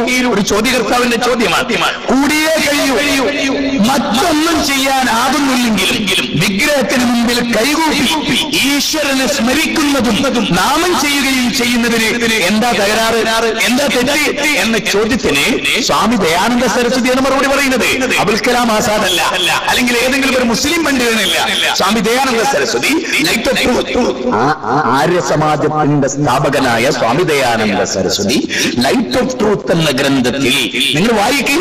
12-ാമത്തെ പേജ് വായിക്കുക, 13-ാമത്തെ പേജ് വായിക്കുക, 38-ാമത്തെ പേജ് വായിക്കുക, 515-ാമത്തെ പേജ് വായിക്കുക. 16 ദൂഷ്യമാണ് ബിംബാരാധനക്ക് സ്വാമി ദയാനന്ദ സരസ്വതി അവതരിപ്പിച്ചു. വിയോജിപ്പുകളുണ്ട് എനിക്ക് സ്വാമി ദയാനന്ദ സരസ്വതിയോട് പല കാര്യങ്ങളും. നിങ്ങൾക്കുണ്ടാവും, നമുക്കൊക്കെ വിയോജിക്കാം, യോജിക്കുകയും ആവാം. പക്ഷേ ഇവിടെ സ്വാമി ദയാനന്ദ സരസ്വതി നൽകുന്ന മറുപടി എന്തറിയും? വിഗ്രഹത്തെ കണ്ടാൽ മാത്രമേ ഈശ്വരനെ സ്മരിക്കാൻ കഴിയുമെങ്കിൽ ഞാൻ നിങ്ങളോടൊന്ന് ചോദിച്ചോട്ടെ, നിങ്ങൾക്ക് സാഗരത്തെ കാണുമ്പോൾ ഈശ്വരനെ ഓർമ്മ വരുന്നുണ്ടോ? നിങ്ങൾക്ക് പർവ്വതങ്ങളെ കാണുമ്പോൾ ഈശ്വരനെ ഓർമ്മ വരുന്നുണ്ടോ? നിങ്ങൾക്ക് ഈ പ്രപഞ്ചത്തിലെ വൈവിധ്യങ്ങൾ കാണുമ്പോൾ ഈശ്വരനെ ഓർക്കാൻ സാധിക്കുന്നുണ്ടോ? എങ്കിൽ ഒരു പ്രതിമയുടെ ആവശ്യമില്ല പടച്ചോനെ ഓർക്കാൻ. ഇത് ആരാ പറയുന്നത്? ആധുനിക കാലഘട്ടത്തിലെ ഇസ്ലാമിന്റെ മുജദ്ദിദ് അല്ല, സ്വാമി ദയാനന്ദ സരസ്വതി. അതുകൊണ്ട് എന്റെ സദസ്സിലിരിക്കുന്ന ഹൈന്ദവ സഹോദരങ്ങളോട് ഞാൻ കാണുന്നുണ്ട് നിങ്ങളെ പലരെയും. ഞാൻ ചോദിക്കുന്നത്, ഇത് വേദഗ്രന്ഥത്തിലുള്ളതാണ്. ഈ വേദഗ്രന്ഥത്തിലുള്ളത് സ്വീകരിക്കാൻ എവിടെയാണ് നിങ്ങൾക്ക് തകരാറ്? അവിടെയാണ് പൗരോഹിത്യം മനുഷ്യനെ കൊണ്ടുപോയി കെട്ടിയ ദുഃഖമേത് എന്ന പഠനത്തെക്കുറിച്ച് ഇവിടെ പ്രസക്തമായ ചിന്ത വരുന്നവർ. നോക്ക്, ഒരു വാചകം കൂടെ നിങ്ങൾ കേട്ടോളൂ. അതായത് ഋഗ്വേദം ഏറ്റവും പ്രധാനമായി ദൈവത്തെക്കുറിച്ച് ചർച്ച ചെയ്തിട്ടുള്ള ഒരു സംഭവമാണ് ഋഗ്വേദം. 10 മണ്ഡലങ്ങളാണ് അതുള്ളത്. അതിന്റെ 10-ാം മണ്ഡലം 121-ാമത്തെ സുത്തം 1-ാമത്തെ ഋക്കിൽ ഹിരണ്യഗർഭഃ സമവർത്തദാഗ്രേ ഭൂതസ്യ ജാത പതിരേക ആസീത് സഥാധാര പൃഥിവീം വ്യാമുദേവായ കശ്മൈദേവായ അവിശാവിദേവ. അതിന്റെ അർത്ഥം കേൾക്കണ്ടേ നിങ്ങൾക്ക്? ഞാൻ നിങ്ങൾക്ക് വായിച്ചു കേൾപ്പിച്ചു തരാം. എന്താ അതിന്റെ അർത്ഥം? ആദിയിൽ ഹിരണ്യഗർഭ ഗർഭൻ മാത്രമേ ഉണ്ടായിരുന്നുള്ളൂ. അന്ന് ആകാശമില്ല, ഭൂമിയില്ല, സൂര്യനില്ല, ചന്ദ്രനില്ല, നക്ഷത്രങ്ങളില്ല, മനുഷ്യരില്ല, ഒന്നുമില്ല. ക്ഷേത്രങ്ങളില്ല, ശനകോവിലുകളില്ല, ആരാധനാലയങ്ങളിൽ ഒന്നുമില്ല. അവിടെയാണ് ആദിയിൽ ഹിരണ്യഗർഭൻ മാത്രമേ ഉണ്ടായിരുന്നു. ഹിരണ്യത്തെ ഗർഭം ധരിച്ചവൻ, മഹാപ്രപഞ്ചത്തെ സേവിച്ചവൻ, അവൻ മാത്രമേ ആദിയിലുണ്ടായിരുന്നുള്ളൂ. അവനാണ് സകല ഭൂതങ്ങളുടെയും അതീശാധികാരി, സകല ആരാധ്യ വസ്തുക്കളുടെയും സകല സൃഷ്ടികളുടെയും എല്ലാത്തിന്റെയും അതീശാധികാരി അവന്. അവൻ ഭൂമിയെയും സ്വർഗത്തെയും അതത് സ്ഥാനങ്ങളിൽ സ്ഥാപിച്ചു. തീർന്നില്ല. അവനിൽ നിന്നാണ് സകല ചരാചരങ്ങളും ഉണ്ടായത്. ലോകം മുഴുവൻ അവന്റെ കൽപ്പനയനുസരിക്കുന്നു. അതിനാൽ അവന് മാത്രം നിങ്ങൾ ആരാധന അർപ്പിക്കുക. ഈ വാചകം ഋഗ്വേദത്തിലെ 10-ാം മണ്ഡലം 121-ാമത്തെ സൂക്തം 1-ാമത്തെ വക്കിലെ ഈ വാചകം. എന്റെ പ്രിയപ്പെട്ട ഹൈന്ദവ, നീ ഒന്ന് ചിന്തിച്ചു നോക്ക്, നീ ആലോചിച്ചു നോക്ക്. ഈ വാചകപ്രകാരമാണോ നിന്റെ ആരാധന? ഈ വാചകപ്രകാരം പഠിപ്പിക്കപ്പെട്ട സിദ്ധാവനെയാണോ നീ ആരാധിക്കുന്നത്? ഗുരുവായൂരപ്പൻ ഈ പറഞ്ഞ സിദ്ധാവാണോ? ആണോ? അവിടെയാണ് മുഹമ്മദ് നബി ആരാധിക്കപ്പെട്ടുകൂടാന്ന് പറയുന്നത്. അവിടെയാണ് യേശു ക്രിസ്തു ആരാധിക്കപ്പെട്ടുകൂടാന്ന് പറയുന്നത്. സൃഷ്ടിയാണോ എങ്കിൽ ആരാധന പാടില്ല. സിദ്ധാവിനാണ് ആരാധന. അല്ലാഹുവിനെ പുറമെ നിങ്ങൾ വിളിച്ചു പ്രാർത്ഥിക്കുന്ന അനവധി ആരാധ്യന്മാർ. ആരാധനകൾ നോക്കുക. ഞാൻ തിരുവനന്തപുരത്ത് വർക്ക് ചെയ്തിട്ടുള്ള ഒരാളാണ്. അവിടെ ആറ്റുകൽ പൊങ്കാല മഹോത്സവം നടക്കാറുണ്ട്. ഞാൻ ആദ്യമായി 1993 മാർച്ച് 2-ാം തീയതി നടന്ന ആറ്റുകൽ പൊങ്കാല മഹോത്സവത്തിന്റെ തലേ ദിവസം അവിടെ എത്തി. ഈ ആറ്റുകൽ പൊങ്കാല മഹോത്സവം നടന്നപ്പോൾ ഓട്ടോ ഡ്രൈവറോട് ഞാൻ ചോദിച്ചു, എന്താ ഇതിന്റെ അർത്ഥം? എന്താ? എത്ര വർഷങ്ങൾക്ക് മുമ്പ് അന്ന് ഈ ഓട്ടോ ഡ്രൈവറിനോട് പറയാൻ, എന്തൊരു കാര്യമാണോ ആറ്റുകലമ്മയോട് ചോദിക്കുന്നത് അത് വായ പൂർണ്ണതിന് മുമ്പ് ഉത്തരം കിട്ടും. വായ പൂർണ്ണതിന് മുമ്പ് ഉത്തരം കിട്ടുമെന്നാണ് പറയുന്നത്. അതാണ് വിശ്വാസം അവരുടെ. ആറ്റുകലമ്മയെ കുറിച്ച് തിരുവനന്തപുരത്തുകാർക്ക് ആറ്റുകലമ്മയെ അറിയാം അല്ലേ? ലോകത്തിന്റെ സെറ്റാവാണോ ആറ്റുകലമ്മ? ആണോ? ഇവിടെ പഠിപ്പിച്ച ലോകത്തിന്റെ സെറ്റാവാണ്.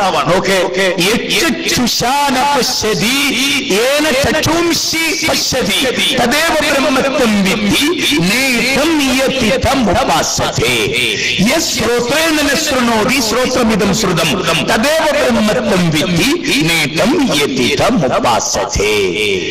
കേനുപനിഷത്തിലെ 6-7 സൂക്തങ്ങളാണ്. പ്രഥമവല്ലിയിലെ 6-7 സൂക്തങ്ങളാണ്. എന്താ അതിന്റെ അർത്ഥം അറിയോ?